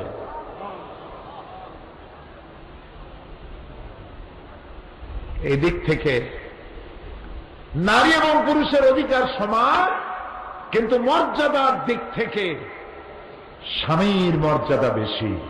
সুবহানাল্লাহ। মা বোনেরা ভালো করে শুনুন, তিরমিজি শরীফের হাদিস, আল্লাহর নবী বলেন, হাদিসে এসেছে নবীজি একদিন দুর্গম পাহাড়িয়া এলাকা দিয়া যেতেছিলেন, এক পাহাড়িয়া উট এসে নবীজির কদম মোবারকে সেজদা দিল, চুমা খাইল। সাহাবীরা বললেন, ইয়া রাসূলুল্লাহ, উটের কি সৌভাগ্য, নবীজির কদম মোবারকে সেজদা দিল, চুমা দিল। আপনি যদি আমাদের অনুমতি দিতেন তাহলে আমরা আপনার কদমের উপরে চুমা দিয়া জীবনটারে ধন্য করতাম। নবীজি বললেন, আমি যদি মানুষকে আল্লাহ ছাড়া কারো সামনে সেজদা দিতে বলতাম তাহলে আমি অবশ্যই সমস্ত মেয়ে লোকদেরকে বলতাম, সমস্ত স্ত্রীদেরকে বলতাম তারা যেন তার স্বামীকে সেজদা দেয়। স্বামীর মর্যাদা এখানে বেশি, আর অধিকার সমান, কিন্তু মর্যাদার দিক থেকে স্বামীর মর্যাদা বেশি। ওই সমস্ত মহিলারা নির্বোধ, যেসব মহিলারা স্বামীকে নিজেকে স্বামীর সমকক্ষ মনে করেন। স্বামীর মর্যাদা দিতে হবে, অধিকারটা সমান। এরপরে স্ত্রী কিছুদিন পর মা হয়ে গেল। সুবহানাল্লাহ। কি হয়ে গেল? মা।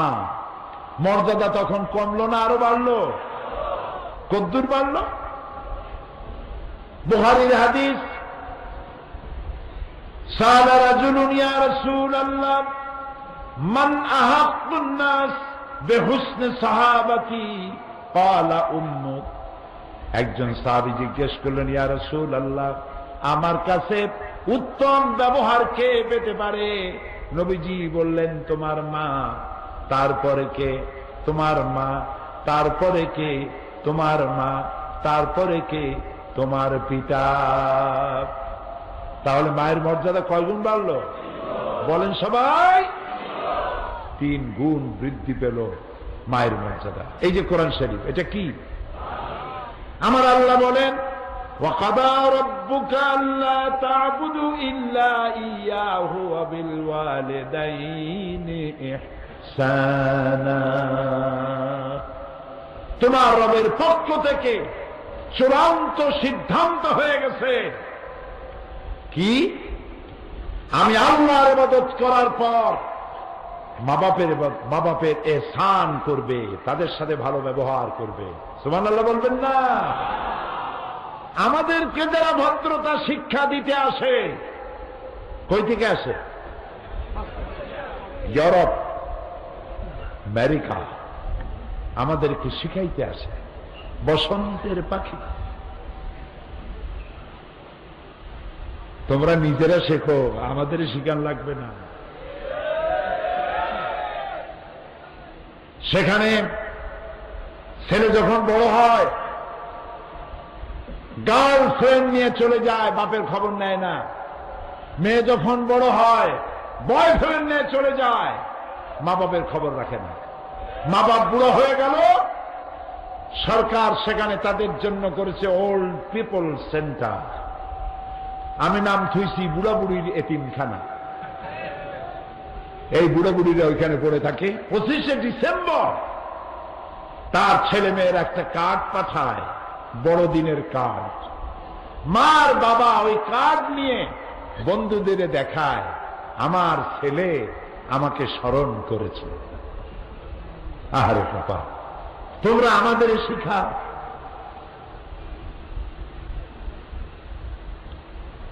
আমাদের দুর্ভাগ্য যে আমরা ইসলামকে চিনি নাই, ইসলামকে বুঝি নাই। ইসলামের রূপ যদি পরিপূর্ণ আমরা গ্রহণ করতে পারতাম, ইউরোপ এবং আমেরিকা মুসলমানদের সামনে মাথা নত করে দিত কিয়ামত পর্যন্ত। আমরা না ইসলামকে বুঝেছি সঠিকভাবে, না আমল করতে পেরেছি সঠিকভাবে। আল্লাহ তাআলা বলছেন, মা বাপ একে সম্মান করো। আল্লাহ তাআলা বলছেন, তোমার মা বাপ যখন বুড়ো হয়ে যাবে, বুড়া হইলে মেজাজ ভালো হয় না খিটখিটে হয়? চট্টগ্রামে হয় না? হয়। বুড়া হইলে মেজাজ যায় খিটখিটে হয়ে, ভালোটাও ভালো হিসেবে নিতে পারে না। আর মানসিক দিক থেকে একটু অসুবিধা হয়। কি? রোজগার করতে পারে না, কামাই করতে পারে না আগের মতো, টাকা পয়সা নাই। পুত্রবধূর কাছে, ছেলের কাছে, স্ত্রীর কাছে আগের মতো মর্যাদা থাকে না। তাই স্বাভাবিকভাবেই মেজাজ একটু খিটখিটে হয়। আল্লাহ রাব্বুল আলামিন বলেন, তোমাদের মাতা পিতা দুইজন অথবা একজন, যাকে তুমি তোমার জীবন দশায় পাও, খবরদার এদের সাথে দুর্ব্যবহার করবে না। অকুল্লাহুমা কাওলান কারীমা, সম্মান সূচক কথাবার্তা বলো, অভদ্র আচরণ করো না। যেমন করবা তেমন পাবা। তুমি যদি তোমার মা বাবার সাথে খারাপ ব্যবহার করো, তোমার সন্তানের কাছ থেকে ওই বেয়াদবি তোমার পাওনা হবে।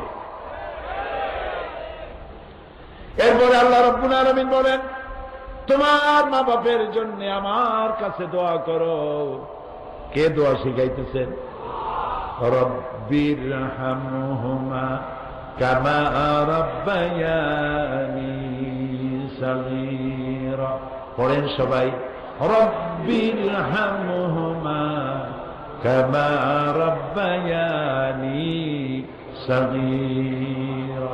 হায় আল্লাহ তাআলা, আমার মা বাপ আমার অসহায়ের সময় আমাকে যেমন দয়া করেছে, লালন পালন করেছে, আমার মা বাপের এই দুঃসময় তুমি তাকে রহমতের কোলে লালন পালন করো।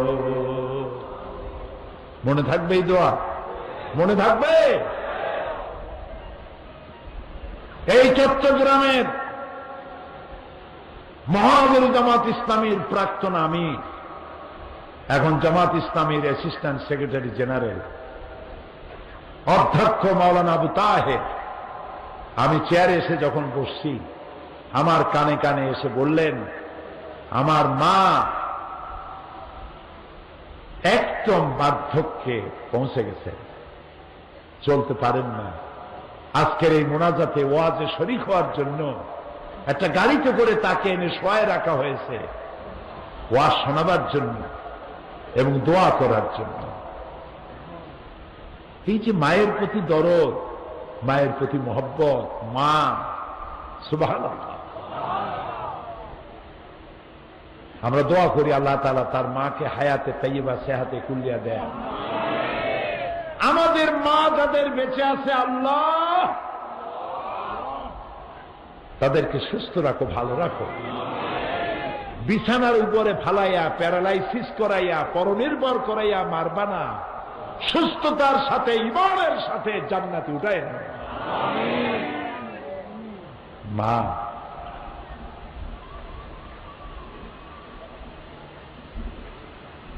আল্লাহ রাব্বুল আলামিনের নবী বলেছেন তিনজনের দোয়া কবুল হবে, মুসাফিরের দোয়া, মাজলুমের দোয়া, আর মা বাপ যদি দোয়া করে ওই দোয়া আল্লাহ রাব্বুল আলামিনের দরবারে মঞ্জুর হয়ে যায়। বন্দুকের গুলি ছুড়লে টার্গেটে পৌঁছতে যত না দেরি, তার থেকে দ্রুত গতিতে মা বাপের দোয়া আল্লাহর আরশে পৌঁছে যায়। সম্মান করো। আহারে কি কষ্টটা করছে, ছেলেরা ভুলে যায়। অফিস থেকে ব্যবসা থেকে ফিরে এসে দেখে বোর মুখ মলিন। তোমার মুখ কালো কেন? তোমার মা আমাকে গালি দিছে। ব্যাস, মায়ের সাথে কথা বন্ধ হয়ে গেল। এটা কি ভালো কাজ হয়েছে? ভালো কাজ হয়নি। স্ত্রীর কথা মতো মায়ের সাথে খারাপ আচরণ করো না। মায়ের হক তো তুমি আদায় করতে পারবা না। তোমাকে ডেলিভারি করতে গিয়ে মা যে কষ্ট করেছে, কিয়ামত পর্যন্ত সেই কষ্টের ঋণ তুমি শোধ করতে পারবে না। এমনকি সন্তান যদি তার বুকের চামড়া দিয়ে মায়ের পায়ের এক জোড়া জুতা তৈরি করে দেয়, এক ফোঁটা দুধের হক আদায় হবে। ইসলাম মানুষকে এই শিক্ষা দিয়েছে। এরপরে নারীকে বলেছে পর্দায় থাকার জন্য। নারীকে কোথায় থাকতে বলা হয়েছে? পর্দা। পর্দা করো। ওয়াকারনা ফি বুয়ুতিকুন্না, ঘরের ভিতরে থাকো। ওয়ালা তাবাররাজনা তাবাররুজাল জাহিলিয়াতিল উলা, জাহিলিয়াতের যুগের মতো করে তোমরা সাজ সজ্জা করে পরপুরুষের সামনে বেরিও না, তোমরা পর্দা করো। ওয়াহফাজনা ফুরুজাহুন্না, এবং তোমাদের যৌনাঙ্গগুলি, তোমাদের শরীরটাকে শালীনভাবে মার্জিত ভাবে ঢেকে ঢুকে তারপরে তোমরা চলাফেরা করো। ওয়ালা তাকরাবুজ জিনা ইন্নাহু কানা ফাহিশাতান ওয়া সা সাবিলা, জিনা করা তো দূরের কথা, জিনার নিকটবর্তীও হয়ো না। লক্ষ্য করেছেন? জিনা করা তো দূরের কথা, জিনার কাছেও যেও না। জিনার কাছে যেতে গেলে কতগুলি জিনিস লাগে। সেগুলি কি? সেগুলি হচ্ছে অশ্লীল গান, অশ্লীল নাচ, সৌন্দর্য প্রদর্শনী, ব্লু ফিল্ম ইত্যাদি। এইসব জিনিসগুলি মানুষকে জেনার দিকে আকৃষ্ট করে। জুয়া, মদ, এগুলি থেকে বিরত থাকো। আর তোমার দায়িত্ব হচ্ছে তোমার সংসার। মহিলারা জিজ্ঞেস করেছিলেন, ইয়া রাসূলুল্লাহ, সাহাবীরা তো যুদ্ধ করে শহীদ হয়ে জান্নাতে চলে যাবে, আমাদের কি হবে? রাসূলুল্লাহ বলেছেন, আলাইকুন্না বিল বাইত ফাইন্নাহু জিহাদুকুন্না, তোমার ঘরই হচ্ছে, এটাই তোমার দায়িত্ব, এবং ঘরটাই হলো তোমাদের জন্য জিহাদ। এই ঘরে বসে তুমি তোমার সন্তানদেরকে লালন পালন করো। তার অর্থ এই নয় যে মেয়ে লোকেরা কোনো কাজ করতে পারবে না, লেখাপড়া করতে পারবে না। মেয়ে লোকেরা লেখাপড়া করবে, মেয়ে লোকেরা চাকরি বাকরি করতে পারবে, যুদ্ধ করতে যেতে পারবে, মেয়েরা রাজনীতি করতে পারবে, সব করতে পারবে, তবে পর্দা সহকারে। কি সহকারে বলেন? পুরুষের সাথে অবাধ মেলামেশা থেকে নিজেদেরকে হেফাজত করতে হবে সর্বাবস্থায়। এটা নারীকে আল্লাহ তাআলা এই অধিকার দিয়েছেন। সুতরাং নারী এবং পুরুষের অধিকার সমান। শুধুমাত্র একটি জায়গায় বুদ্ধিজীবীরা যেটা বলে যে আল্লাহ ঠকাইছে নারী, বলে নাউজুবিল্লাহ। সেটা কিভাবে বলে? যে ছেলেতে যা পায় মেয়ে তার অর্ধেক পায়। একটা মেয়ে যা পায়, দুইটা মেয়েতে যা পায় একটা ছেলে তাই পায়। তার অর্থ হলো নারীদেরকে ইসলাম ঠকাইছে। আপনারা বলেন নাউজুবিল্লাহ। তারা জানে না যে নারীকে আল্লাহ তাআলা কত ভাবে দিয়েছে। লক্ষ্য করেন, নারী তার স্বামীর কাছ থেকে মহারানা পায়, পিতার সম্পত্তিতে অধিকার পায়, ভাইয়ের সম্পত্তিতে অধিকার পায়, সন্তানের সম্পত্তিতে অধিকার পায়। নানাবিধ ভাবে নারী টাকা পয়সা পায়। কিন্তু খরচের কোনো খাত আছে? বলেন আপনারা, খরচের খাত আছে? খরচের কিচ্ছু নেই। স্বামীর মেহমান আসুক আর নিজের বাপের বাড়ির মেহমান আসুক, সব ক্ষেত্রে খরচ পুরুষের। বাড়িতে অসুখ বিসুখ হয়েছে, চিকিৎসার পয়সা কে দেবে? বলেন, পুরুষ দেবে। সব জায়গায় পুরুষের খরচ, মেয়েদের কোনো খরচ নাই। ইনকামের রাস্তাটাই আল্লাহ তাআলা তাদেরকে দিয়ে দিয়েছে। তারা লেখাপড়া শিখতে পারবে। হযরত আয়েশা সিদ্দিকা রাদিয়াল্লাহু তাআলা আনহা, তিনি হাজার হাজার সাহাবীদের হাদিসের ওস্তাদ ছিলেন, তাফসীরের ওস্তাদ ছিলেন। মা বোনেরা, আজকে যারা আপনারা এসেছেন, ইসলাম আপনাদেরকে লেখাপড়ার অধিকার দিয়েছে, শিক্ষার অধিকার দিয়েছে, চাকরির অধিকার দিয়েছে। আপনাদের কাজ হলো ঘরটাকে ইসলামের দুর্গ বানান, ইসলামী জ্ঞানে নিজেকে সমৃদ্ধ করুন, স্বামীকে ইসলামের পথে চালান। ইচ্ছে করলে একজন ভালো স্ত্রী তার খারাপ স্বামীকে ভালো বানাইতে পারে, পারে না? আবার একটা ভালো স্বামীকে খারাপ বানাতে পারে। আল্লাহর নবী বলেন, ওর থেকে ভালো স্ত্রী আর কেউ নাই, যে গভীর রাত্রি জাগ্রত হয়ে উযু করে নিজের স্বামীকে ঘুমের থেকে জাগায়া তাহাজ্জুদের নামাজের জন্য দাঁড় করায় দেয়।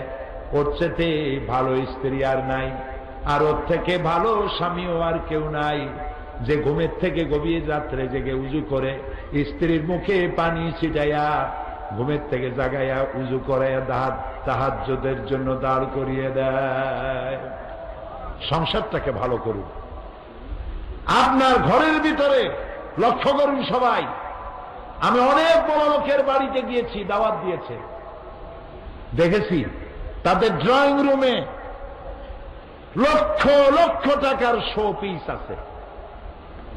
শোপিস কি? সৌন্দর্য বর্ধনের জন্য মূর্তি, পাথরের ডায়মন্ডে মূর্তি দিয়ে সাজানো, কক্সবাজারের শামুকের ঝিনুকের তৈরি করা মালামোলা দিয়া লক্ষ লক্ষ টাকা দিয়ে সাজানো। কিন্তু কোরআন শরীফের একখানা তাফসীর নাই, হাদিস শরীফের একটা বই নাই, বাংলা একটা সাহিত্য, ইসলামী সাহিত্য নাই। থাকলে আছে কি? বিমল মিত্রের লেখা কড়ি দিয়ে কিনলাম, শরৎ রচনা বলি, রবীন্দ্রনাথ রচনা বলি। আমি এটা বলি না যে আপনারা এগুলি কিনবেন না, এটা বলতেছি না, কিন্তু এর থেকে আপনি পাবেন কি? গল্পের বই, নাটক, উপন্যাস, এর থেকে পাবেন কি? এটা রোমাঞ্চ, সাময়িক সময়ের জন্য একটু উত্তেজনা সৃষ্টি হবে। কি সুন্দর করে লেখা, কোতোয়ালের ছেলে রাজার মেয়ের সঙ্গে করেছে প্রেম, বটতলায় দেখা হলো, তারপর দুজনে পরামর্শ হলো, মোবাইলে SMS করলো, এরপরে মেয়েটাকে নিয়ে 3 তলার বারান্দা ভাঙ্গিয়া 4 তলায় গিয়ে পড়ল, তারপরে ধরা পড়ল, এরপরে গল্প শেষ। কোন এতে লাভ হইল কি? বলেন, আমারে বুঝান, লাভটা হইল কি? সুতরাং নোবেল, নাটক, উপন্যাস মানুষের চরিত্র সৃষ্টি করে না, মানুষকে জ্ঞানী বানায় না, মানুষকে জ্ঞান সৃষ্টি করে আল্লাহর কোরআন,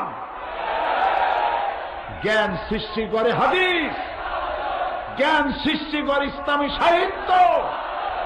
এর প্রত্যেকটি লাইন মণিমুক্তার সদৃশ। ঢাকায় বইমেলা চলছে, পত্রিকায় সেদিন দেখলাম, অনেক পত্রিকা পড়ি তো ডেলি, পড়াশোনা একটা অভ্যাস আছে আলহামদুলিল্লাহ, পড়ি। দেখলাম লিখেছে পত্রিকায় এবারের বেস্ট সেলার একটা বই, বইয়ের নাম উস্টামারি প্রেমের কপালে। লেখক জনৈক সেকাখারা খাওয়া প্রেমিক। কি লেখছে তার মধ্যে আল্লাহ জানে, উষ্টা কি আমি তাও বুঝিনি। যুবক যুবতীরা যাচ্ছে আর কিনতেছে। আহারে আহারে মুসলমান, ঘরের মধ্যে হীরামণি মুক্তা আল্লাহর কোরআন, বিজ্ঞানে ভরা। কি নাই এই কোরআন শরীফে? জাতির কপাল খারাপ, কোরআন পড়লো না, কোরআন বুঝলো না। বইপত্র কেনেন, বিজ্ঞান পড়ুন, বিজ্ঞান পড়ুন।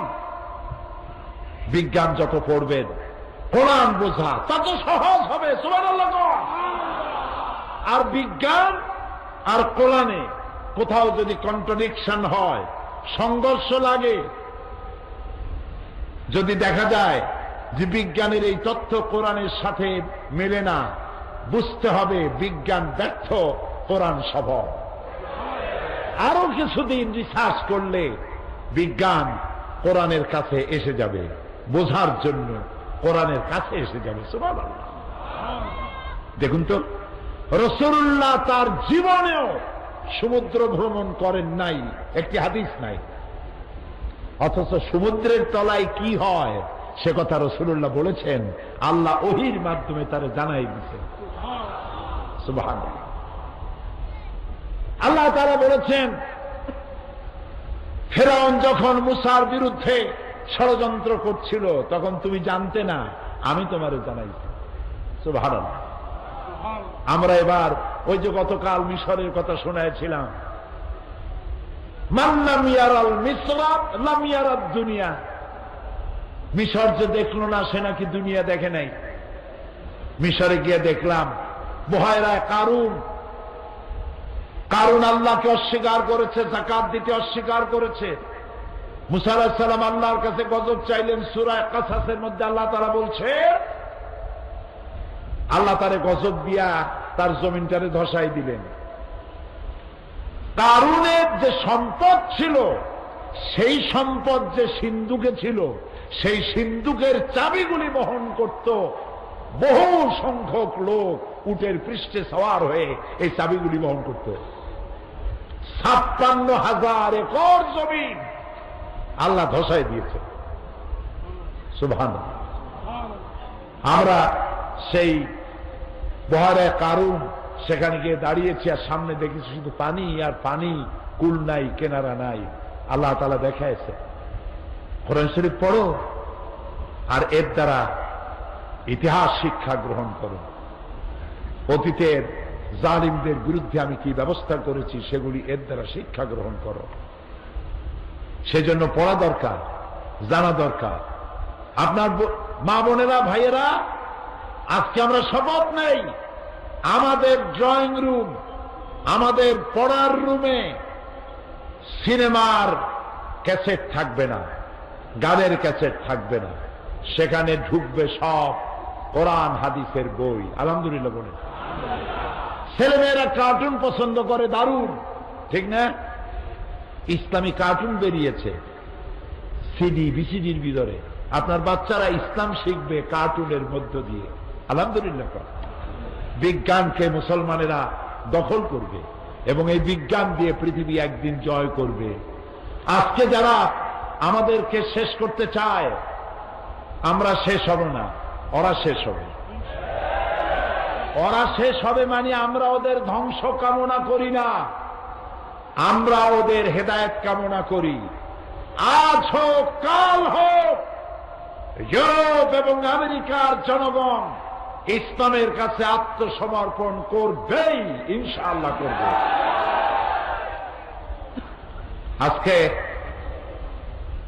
সেজন্য আমাদেরকে দেখতে হবে যে আমাদের এই পৃথিবীতে শান্তি প্রতিষ্ঠার জন্য ইসলামের কোন বিকল্প নাই। ইসলাম শান্তি প্রতিষ্ঠায় সব থেকে অগ্রণী ভূমিকা পালন করেছে, আলহামদুলিল্লাহ বলে। আমেরিকা আমাদেরকে গণতন্ত্রের কথা বলে, কিন্তু সেই গণতন্ত্র মুসলমানদের জন্য নয়। কথা কি বোঝেন?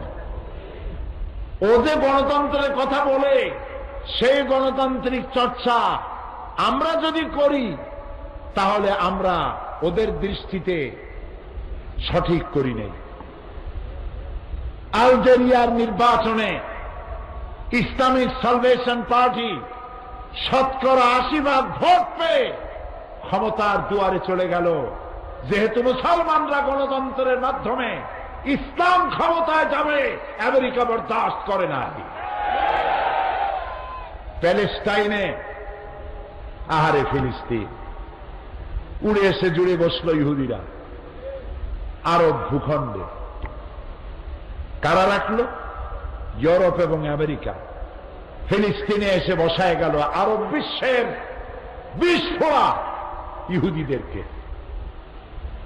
আচ্ছা, এখানে বসাই না কেন? তোমার দেশে তো জায়গা অভাব নাই। গত বছর কমনওয়েলথ পার্লামেন্ট অ্যাসোসিয়েশনের সরকারি প্রোগ্রামে আমি কানাডা ভ্রমণ করলাম, গভর্নমেন্ট ডেলিগেশনে। কানাডা আমেরিকার চাইতেও আকারে অনেক বড়, আয়তনে আমেরিকার চাইতেও বড়। মানুষ বাস করে কত? মাত্র 3 কোটি পপুলেশন। কত? 3 কোটি।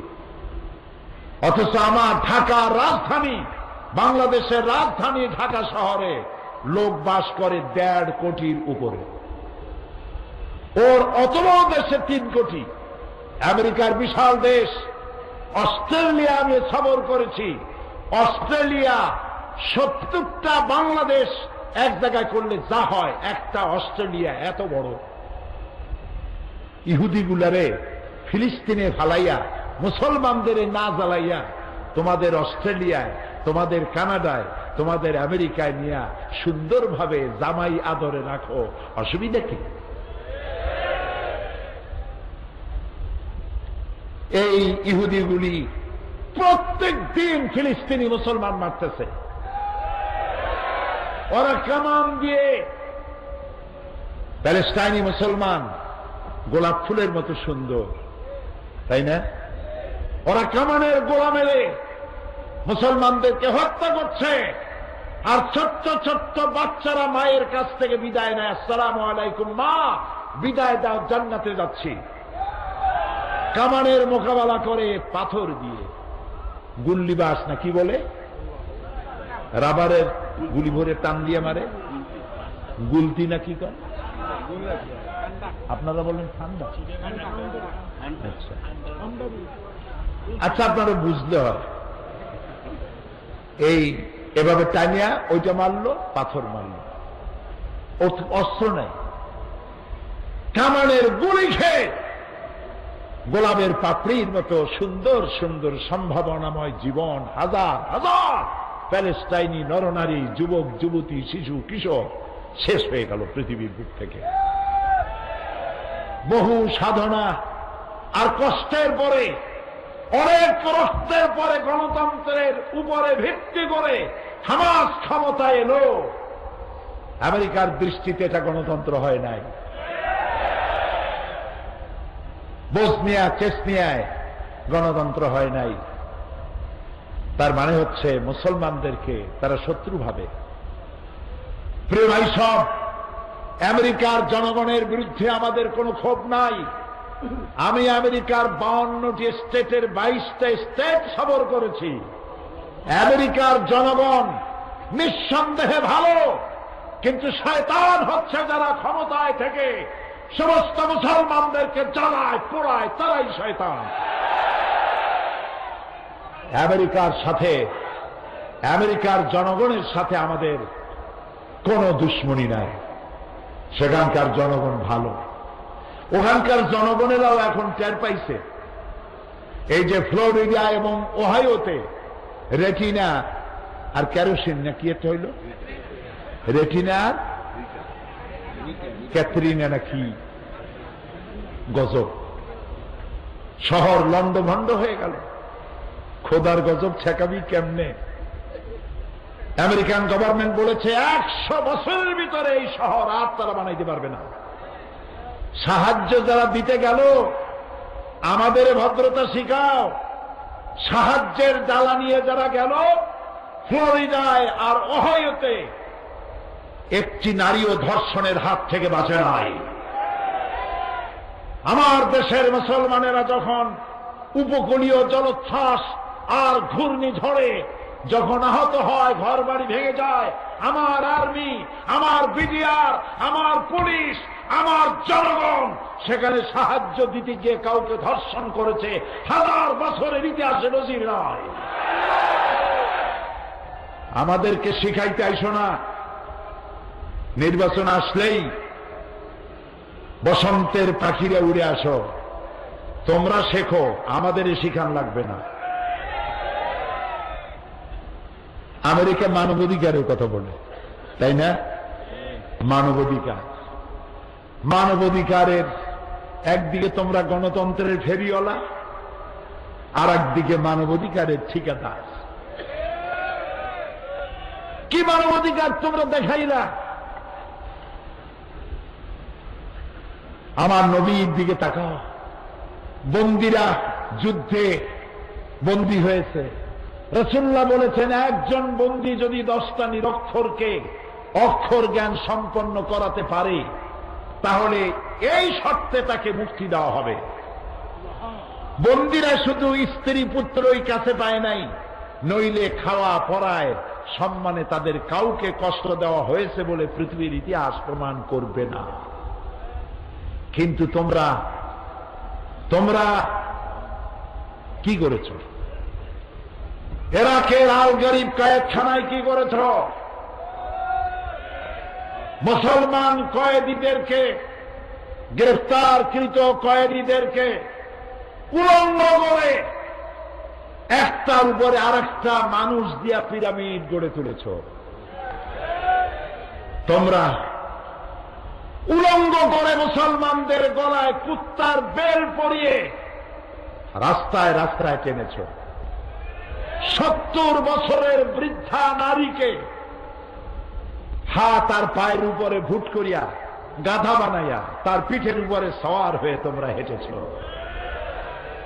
মুসলমানদের মুখের উপরে পেশাব করেছ। তোমরাও ভদ্রতার দাবি করো।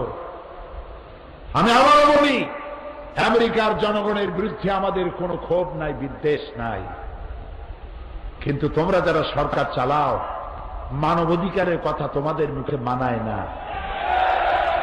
লোকেরা সি সি করবে, মানায় না। এখানে কি শেষ?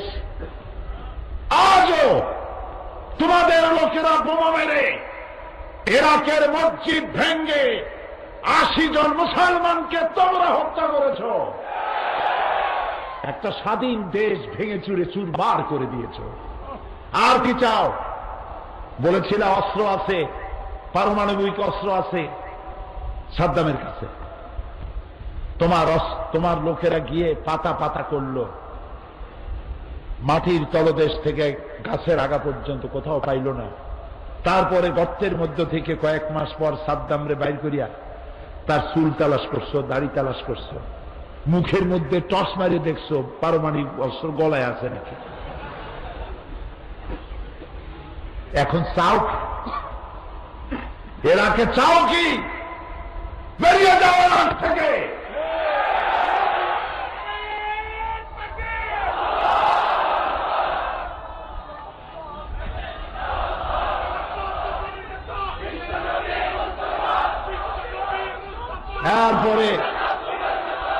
এরপরে গুয়ান্তানামোবে কিউবার বন্দিখানা, এটি পৃথিবীর জাহান্নাম। এটা পৃথিবীর কি? জাহান্নাম। জাতিসংঘ তো বাংলাদেশে না, জাতিসংঘ বলতেছে এটার এখন বন্ধ করো। কি করেছো তোমরা সেখানে? পৃথিবী জানে, পৃথিবীর কাছে স্পষ্ট হয়ে গেছে তোমার সভ্যতার কাপড়, সভ্যতার প্যান্ট, সভ্যতার আন্ডারওয়্যার সব খুলে গিয়েছে দুনিয়ার সামনে। তুমি কি করেছো? গুয়ান্তানামে মুসলমান কয়েদিদেরকে হাত পাও বাঁধা তার সামনে কোরআন শরীফ খুলে সেই কোরআনের উপরে তোমার সৈন্যরা পেশাব করেছে। আল্লাহর শাস্তির অপেক্ষা করো। ও আল্লাহ, তুমি শোনো, তুমি তো আমার সেই আল্লাহ যে ফেরাউনকে চুবিয়ে মেরেছ, নমরুদকে জুতা মেরে দুনিয়া থেকে বিদায় করেছ, আজ আমার রসুলকে যারা গালি দিয়ে আমার কলিজায় আগুন জ্বালালো, কোরআন শরীফে পেশাব করলো, ও আল্লাহ তোমার কাছে শাস্তি দাবি করি।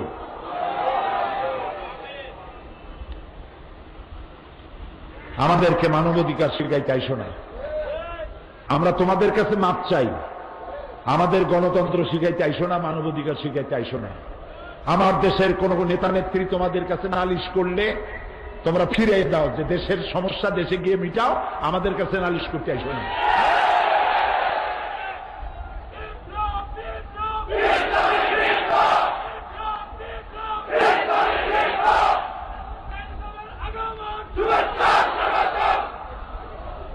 সুতরাং পৃথিবীর আমার শুভেচ্ছা স্বাগতম দিয়ে কিছু হবে না। ইসলামকে ধরুন, বাঁচার পথ ইসলাম। বাঁচার পথ কি? হাত মুঠো করে উপরের দিকে উঠান আর বলেন, বাঁচার পথ কি? আরো জোরে বলে, আরো জোরে। এটা ছাড়া বাঁচার পথ না।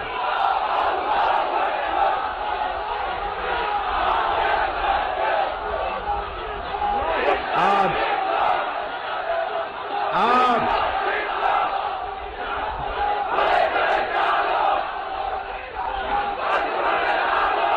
আজ একথাও প্রমাণিত, আজ একথাও প্রমাণিত হয়ে গেছে। কি কথা? টুইন টাওয়ার ভাঙ্গার অজুহাত দিয়ে প্রতিশোধ এর আগুন জ্বালায়েছ যে ব্যক্তি, নাম নেওয়ার দরকার মনে করি না, আমি ঘৃণা করি। এই টুইন টাওয়ার মুসলমানেরা ভাঙে নাই, তোমরাই ভাঙছ। এটা আজ প্রমাণিত সত্য। 18 মিনিটের ব্যবধানে একটা একটা করে প্লেন আসলো, প্লেন হিট করলো। কিভাবে তুমি জানতে পারলে? আর আগের থেকে ক্যামেরা ফিট করিয়া সমস্ত ছবিগুলি ধারণ করলে 4000 ইহুদি এই টুইন টাওয়ারে চাকরি করে। ওই দিন একটা ইহুদিও আসলো না কেন? এ প্রশ্নের জবাব কে দেবে? তবে উসামা বিন লাদেনের সাথে আমি একমত নই। কারণ যখন তারা উসামা বিন লাদেনকে দায়ী করল, সে বলল আমি এ কাজ করি নাই। তবে বিষয়টিতে আমি খুশি হয়েছি, তার এই বক্তব্যকে আমি ঘৃণা করি, ধিক্কার জানাই। তার বলা উচিত ছিল এটা আমি করি নাই, তবে যারা করেছে, মানুষ হত্যা করেছে, আমি তাদেরকে ঘৃণা করি। হিন্দু হোক, খ্রিস্টান হোক, বৌদ্ধ হোক, যারা মানুষ, ইসলাম মানুষ হত্যা করার পারমিশন দেয় না। আমার রাসূল বলেছেন গোটা বিশ্ব ধ্বংস হওয়া সহজ। আবার শুনুন, আমার রাসূল বলেছেন এই গোটা বিশ্ব আল্লাহর কাছে ধ্বংস হওয়া সহজ, কিন্তু একটি মানুষ হত্যা হওয়া, খুন হওয়া, এর থেকে আল্লাহর কাছে বেশি কঠিন। সুতরাং মানুষ তো মানুষই, সে যে মানুষই হোক। সুতরাং আজ আমাদেরকে আমাদের পথ চলার পথ ঠিক করে নিতে হবে। আমাদের মুরব্বী, দুনিয়ার কাউকে মানি না, আমাদের মুরব্বী, আমাদের নেতা শুয়ে আছেন মদিনাতুর রাসূল সাল্লাল্লাহু আলাইহি ওয়াসাল্লাম, বিশ্ব নবী রাহমাতুল লিল আলামিন মুহাম্মদুর রাসূলুল্লাহ সাল্লাল্লাহু আলাইহি ওয়াসাল্লাম। প্রিয় ভাই সব, সেই জন্য মুনাজাত করব। আজকে শুক্রবারের রাত, জুমার রাত। আজকে কিসের রাত? দোয়া কবুল। আলহামদুলিল্লাহ। দাঁড়ানো ভাইরা সব বসেন। এত বড় মোবারক রাত জীবনে আরেকবার পাবো, নিশ্চয়তা আছে? নিশ্চয়তা আছে? দাঁড়ানো ভাইরা বসেন। আরেকটি কথা বলতেই হয়, সেটি হলো আমাদের দেশে, এই দেশের ভাগ্য ভালো বানাবার জন্য আমাদের কি কাজ করতে হবে, ঠিক কিনা? আমরা বাইরে কারো পরামর্শ চাই না, আমরা আমাদের দেশ চালাতে সক্ষম, ঠিক কিনা? আমার দেশের সংবিধান আছে, আমার দেশে পার্লামেন্ট আছে, আমার দেশে 14 কোটি মানুষ আছে। বাইরে নালিশ করা ছোট্ট ছোট্ট বাচ্চাদের জন্য শোভা পায়, যারা স্কুলে ক্লাস 1-এ পড়ে তাদের জন্য নালিশ শোভা পায়। কোন রাজনৈতিক নেতা নেত্রী বাইরের দেশে নালিশ করা বাল্য সুলভ, বালিকা সুলভ কাজ।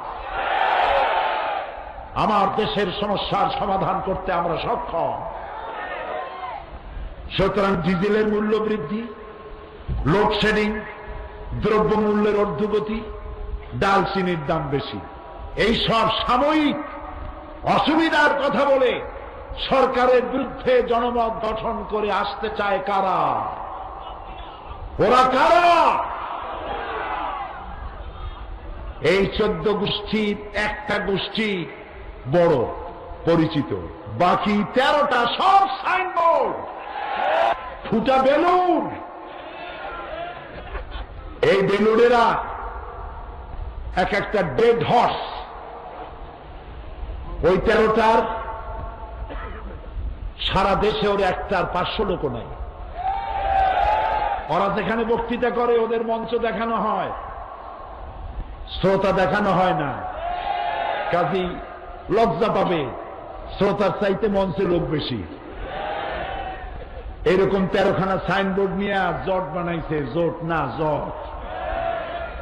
বিশ্বাস করুন, এই 13টার 13 জন নেতা নিজের মাতৃভূমিতে যেখানে দাঁড়াবে সেখানেই জামানত বাজেয়াপ্ত হবে।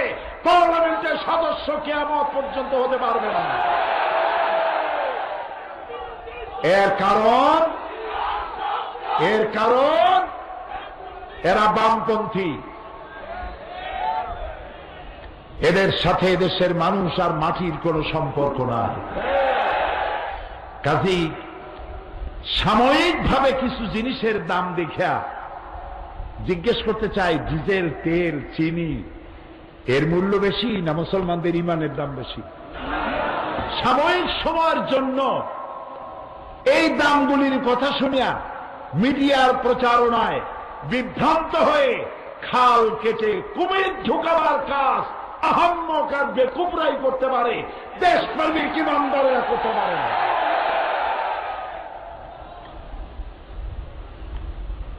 দেশের স্বাধীনতা, অখণ্ডত্ব, অস্তিত্ব আর মুসলমানদের মাথার টুপি আর দাড়ি আর মাদ্রাসা আর পীর আলেম ওলামা সম্মান যদি রক্ষা করতে হয়, যে সরকার আছে একে আবার ক্ষমতায় আনতে হবে। সকলে ঐক্যবদ্ধ থাকুন, আল্লাহর কাছে দোয়া করুন, আল্লাহ তাআলা ষড়যন্ত্র থেকে আমাদেরকে বাঁচাও, ষড়যন্ত্র থেকে আমাদেরকে রক্ষা করো। আমাদের বিরুদ্ধে যত অভিযোগ হয়েছে, জামাত ইসলামী বাংলাদেশের মহাসমাবেশ, সেখানে বিশ্ব ইসলামী আন্দোলনের অন্যতম নেতা শিল্পমন্ত্রী মাওলানা মতিউর রহমান নিজামী যে ভাষণ দিয়েছিলেন, আমি সেখানে উপস্থিত ছিলাম। প্রত্যেকটি শব্দ ছিল এক একটা মণিমুক্তার মতো। সেটির সিডি ভিসিডি এখানে আসছে, আপনারা এটা দেখবেন কত বড় ষড়যন্ত্র চলছে দেশের বিরুদ্ধে, আপনার আমার করণীয় কি, এগুলি আপনারা সেখান থেকে নিবেন। আর টুইন টাওয়ারের মূল বিষয়টা কি সেটাও আছে, আপনারা সংগ্রহ করবেন। আল্লাহ যেন তৌফিক দেয়, বলেন আমিন। আগামীকাল হবে আখেরি মোনাজাত দেশের জন্য। আজ মক্কা শরীফ থেকে কম করে হলেও আমি অন্তত 1 ডজনের মতো টেলিফোন পেয়েছি। কুয়েত থেকে, কাতার থেকে, ইউরোপ থেকে, আমেরিকা থেকে টেলিফোন এসছে এই আখেরি মোনাজাতে দোয়া চাওয়ার জন্য। তারা অত দূর থেকে দোয়া চেয়েছে। আমরা কালকে এখানে সামিল হব, কালকে বেহেশতের কথা শোনাবো ইনশাআল্লাহ। বলি ইনশাআল্লাহ। কালকে কিসের কথা শোনাবো? বেহেশতের কথা। যে ইসলামের কথা শুনলাম, এই ইসলামের উপরে যদি টিকতে পারি তাহলে জায়গা হবে কোথায়? জোরে কর, আল্লাহর জান্নাতে। সেই জান্নাতে রোড ম্যাপ কালকে বলা হবে ইনশাআল্লাহ। বলেন ইনশাআল্লাহ। বেহেশতের কথা শোনার জন্য, কোরআনের কথা শোনার জন্য দলে দলে লোকেরা আগামীকাল এসে যাবেন। তবে কেউ সাথে করে কোনো ব্যাগ আনবেন না। মিনায় কিন্তু ব্যাগের কারণেই মানুষ মরছে, জানেন আপনারা? ব্যাগের কারণে জনমের মতো ব্যাগ, শয়তানরে মারিয়া তাড়াতাড়ি বাড়ি যাবে, মক্কায় যাবে। অথচ ব্যাগ নেওয়া নিষেধ। পুলিশে বলেছে ব্যাগ ফেলাও, সেখানে তো পুলিশ একটা যথেষ্ট। একটা পুলিশই হলো জালালাতুল পুলিশ, সাংঘাতিক। গায়ে গোস্ত থাকুক আর না থাকুক, পুলিশ বলেছে ইরজা, উল্টা দৌড় মারো। আতলা সাইয়ারা, ওঠা গাড়িতে ইলা সিজ্জিল। পুলিশ যা বলবে তাই। পুলিশ বলেছে ব্যাগ ফেলাও, হাজার হাজার লোক ব্যাগ দিল ভালো। এখন যত মানুষ পেছন থেকে আসতেছে, ব্যাগের উপরে আছাড় খাচ্ছে, পড়তেছে, তার উপরে মানুষ, তার উপরে মানুষ, মানুষ মরে যাচ্ছে। যারা টঙ্গীরে আরাফাতের সাথে তুলনা করেন, আমি যে কি বলবো। যে ব্যক্তি বঙ্গোপসাগর দেখে নাই, কর্ণফুলী তার কাছে সাগর সাগর মনেই হবে। এই বেয়াদবি কথাটা আল্লাহর হস্তে কেউ উচ্চারণ করবেন না। কি এক টঙ্গী আর কোথায় আরাফাত? নাউযুবিল্লাহ। আরাফাত সেই ময়দান, যেই ময়দানে সমস্ত নবীদের চোখের পানি শুকায়েছে, যে মাঠে। আরাফাতে যাওয়া ফরজ, টঙ্গীতে যাওয়া নফল নয়। খবরদার। আরাফাতের পরই টঙ্গীর ইজতেমা, বিশাল সমাবেশ কখনো বলবেন না, কখনো বলবেন না। টঙ্গী কেন? বাংলাদেশের কোন জায়গায়, পৃথিবীর কোন জায়গায় 100 কোটি লোক যদি হয়, আরাফাতের 1 ইঞ্চি জমিনের সমান হবে না। বলো আল্লাহু আকবার। সুতরাং কথাবার্তা মুখ সামলায় কথা বলবো। তো সেখানে আল্লাহর মেহেরবানি, মানুষগুলো তারা 400-500 লোক মারা গেল। সৌদি গভর্নমেন্ট শয়তানের গোষ্ঠী শুদ্ধ ভেঙে ফেলেছে, সব 3টা শয়তানের ভাঙছে। এখন সেখানে এসকেলেটার তৈরি হচ্ছে, প্রায় 6-7 তলা হবে। মানুষ দাঁড়ায় থাকবে, এসকেলেটারে তারে টানি নিয়ে যাবে, শয়তানরে মাইরে আপন ইচ্ছায় চলে যাবে, দাঁড়াবার সুযোগ নেই। এ কথাটা আনলাম এই জন্য যে ব্যাগ কিন্তু বিপদ। হাতে করে, ঘাড়ে করে কেউ কোনো ব্যাগ আনবেন না। মা বোনেরা ছোট্ট একটা পাঁচ, ভ্যানিটি ব্যাগ নয়, ছোট্ট একটা পাঁচ হাতে আনতে পারেন, যার মধ্যে আপনার টিস্যু পেপার টেপার, প্রয়োজনীয় ওষুধ আপনার যদি লাগে সেটুকু। ভ্যানিটি ব্যাগও আনবেন না। ব্যাগ বর্জন করবেন, রাস্তায় না, মাহফিলের ভিতরে না। কেউ ব্যাগ আনতে পারবেন না, ব্যাগ অ্যালাউ হবে না। কোথাও ব্যাগ পেলে পুলিশ নিয়ে যাবে, কোথাও ফেলানো থাকলে পুলিশ নিয়ে ফেলায় দেবে। আগামীকাল দলে দলে এ মাহফিল 2-2.5 কিলোমিটার নিয়ে মানুষ আর মানুষে পরিণত হয়ে যাবে ইনশাআল্লাহ। সেই মহা সমাবেশে দোয়ার জন্য সকলকে আহ্বান জানাই। আপনারা আজকে 7 জন মুসলমান হবে, আলহামদুলিল্লাহ। বলেন আলহামদুলিল্লাহ। 8 জন মহিলা, 2 জন পুরুষ। এর মধ্যে 8 জন মহিলা, 5 জন মহিলা, 5 জন মহিলা, 3 জন পুরুষ, 7 জন, মোট 7 জন। আলহামদুলিল্লাহ বলো। একই পরিবারের 4 জন। অজিত বড়ুয়া, মৃত জুনু বড়িয়া, বাড়ি পদুয়া, চট্টগ্রাম, ধর্ম বৌদ্ধ, বর্তমান নাম পছন্দ করেছে মোহাম্মদ আবুল কালাম আজাদ। মহিলা প্যান্ডেলে অবস্থান করছেন জয়া বড়ুয়া, স্বামী অজিত বড়ুয়া, ধর্ম বৌদ্ধ, জাতীয়তা বাংলাদেশী, বাড়ি পদুয়া, বর্তমান নাম পছন্দ করেছে জ্যোৎস্না আরা বেগম। মহিলা প্যান্ডেলে অবস্থান করছে বৃষ্টি বড়ুয়া, পিতা অজিত বড়ুয়া, বর্তমান নাম পছন্দ করেছে তাসপিয়া আজাদ। সুমি বড়ুয়া, পিতা অজিত বড়ুয়া, সব বৌদ্ধ, বর্তমান নাম পছন্দ করেছে তাহমিনা আজাদ, চট্টগ্রাম, বাড়ি পদুয়া। অসীম দাস, পিতা মিন্টু দাস, ধর্ম হিন্দু, বর্তমান নাম পছন্দ করেছে মোহাম্মদ সাহেব। সুমিতা দাস, স্বামী মিন্টু দাস, ধর্ম হিন্দু, বর্তমান নাম পছন্দ করেছে শাহেনা আক্তার। পৃথ্বী স্নিগ্ধা তালুকদার, পিতা বিধ ভূষণ তালুকদার, রাঙ্গামাটি, পার্বত্য, চট্টগ্রাম, বর্তমান নাম পছন্দ করেছে আয়েশা আক্তার। আপনারা যারা মায়েরা বোনেরা প্যান্ডেলে আছেন, মহিলা প্যান্ডেলে, ওখানে বসে আপনারা পড়েন। আর এখানে কয়জন? দুজন। দাও, হাত দাও, হাত দাও, কাছে আসো। লা ইলাহা ইল্লাল্লাহু মুহাম্মাদুর রাসূলুল্লাহ।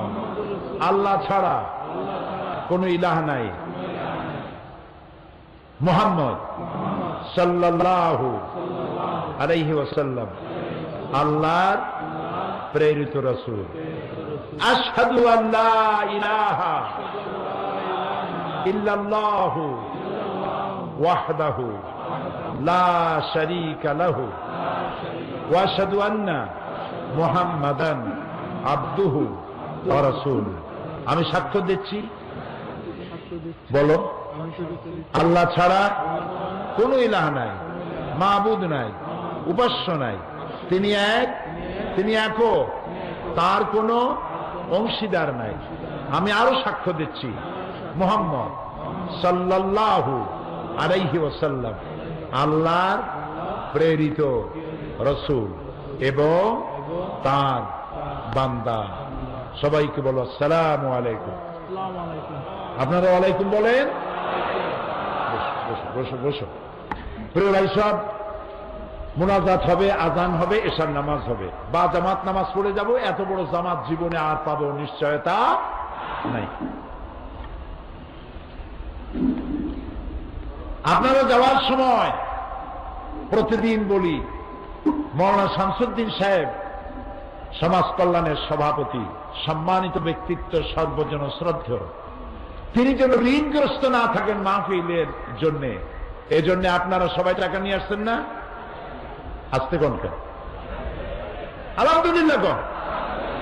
জানছেন তাই দিবেন, চোখ বুঝে দিয়ে দিবেন, আল্লাহ আপনারই দিবে। বলেন আমিন। আর মুনাজাত করে মাহফিলে যাওয়ার সময় কয়েকটি বইয়ের কথা বলতে হয়। একটি হচ্ছে, এই সমাজ কল্যাণ পরিষদ প্রতি বছর মঞ্জিল বের করে। মঞ্জিল কোরআন হাদিসের বহু কথা এর মধ্যে থাকে। এত বড় স্মারক, এটার আপনারা যে হাঁটেন, আমি তো বিরক্ত হয়ে যাব ভাই, আমি মাপ চাই, একটু বসেন আল্লাহর রাস্তায়। আপনারা তো যাবেনই, আজান যখন দেবে উজু লাগলে উজু করতে যাবেন, সময় দেওয়া হবে, হাঁটবেন না। এত বড় সুন্দর মাহফিলে আপনি কেন সুন্দর বানান? আপনার বিবেকের কাছে দাবি রাখি, মেহেরবানি করে বেয়াদবি করবেন না, আল্লাহর ওয়াস্তে বেয়াদবি করবেন না, বাঁশি বাজানো লাগবে না, বসেন। আল্লাহ রক্ষা করুক, আমাদেরকে আদব রক্ষার তৌফিক দিক, আমরা বলি আমিন। এর মধ্যে অনেক মূল্যবান প্রবন্ধ আছে, 80 টাকা খরচ হয়েছে প্রত্যেকটা কপিতে ছাপাতে, কিন্তু ওনারা চান প্রত্যেকের কাছে কাছে এই বইটি চলে যান, সেজন্য মাত্র 40 টাকা হাতিয়ে রেখেছেন, অর্ধেক দাম। মঞ্জিল, মনে থাকবে নাম? মঞ্জিল। শিশুকে আপনি কেমনে ভালো বানাবেন, সেজন্য শিশুর প্রশিক্ষণ পদ্ধতি, এ বইটি আমার লেখা। এ বইটি বাপেরাও কেনেন, মায়েরাও কেনেন। এখন মোনাজাত হবে প্রত্যেক দিনের মতো। আজকেও বলি, কোরআনের তাফসীর কিয়ামত পর্যন্ত মানুষেরা যদি করে তাফসীর শেষ হবে না। আলহামদুলিল্লাহ, সুবহানাল্লাহ। কোরআন শরীফের তাফসীর যদি আমরা বুঝি, হাদিস বুঝি আর আমল করি, খাঁটি মুসলমান হয়ে যাব। কোরআন বোঝার জন্য তাফহিমুল কোরআন কিনবেন। বলেন কি নাম, কি বলেন নাম, বলেন জোরে বলেন, তাফহিমুল কোরআন। এই তাফসীর প্রত্যেকের ঘরে ঘরে যেন পৌঁছে যায়। ঢাকা থেকে বহুত লাইব্রেরি আছে, বই ছাড়া কেউ যাবেন না, বই সমানে কিনবেন আর মাহফিলে সাহায্য করবেন। কালকে মাহফিলে আসবেন, মা বোনেরা তাদের মাঠ, তাদের প্যান্ডেল, রাস্তাঘাট যেখানে জায়গা পান সেখানে বসবেন। মা বোনদেরকে সবাই সম্মান জানাবেন। যে এলাকায় মা বোনেরা বসবে, পুরুষেরা সেখানে বসবেন না তাদের সম্মানের কারণে। মা বোনদেরকে সকলেই আমরা মর্যাদা দেব, সম্মান দেব। প্রত্যেকে প্রত্যেকের অধিকার সম্পর্কে জাগ্রত থাকবো। আবারও বলি, আগামীকাল কোন ব্যাগ, কোন টোপ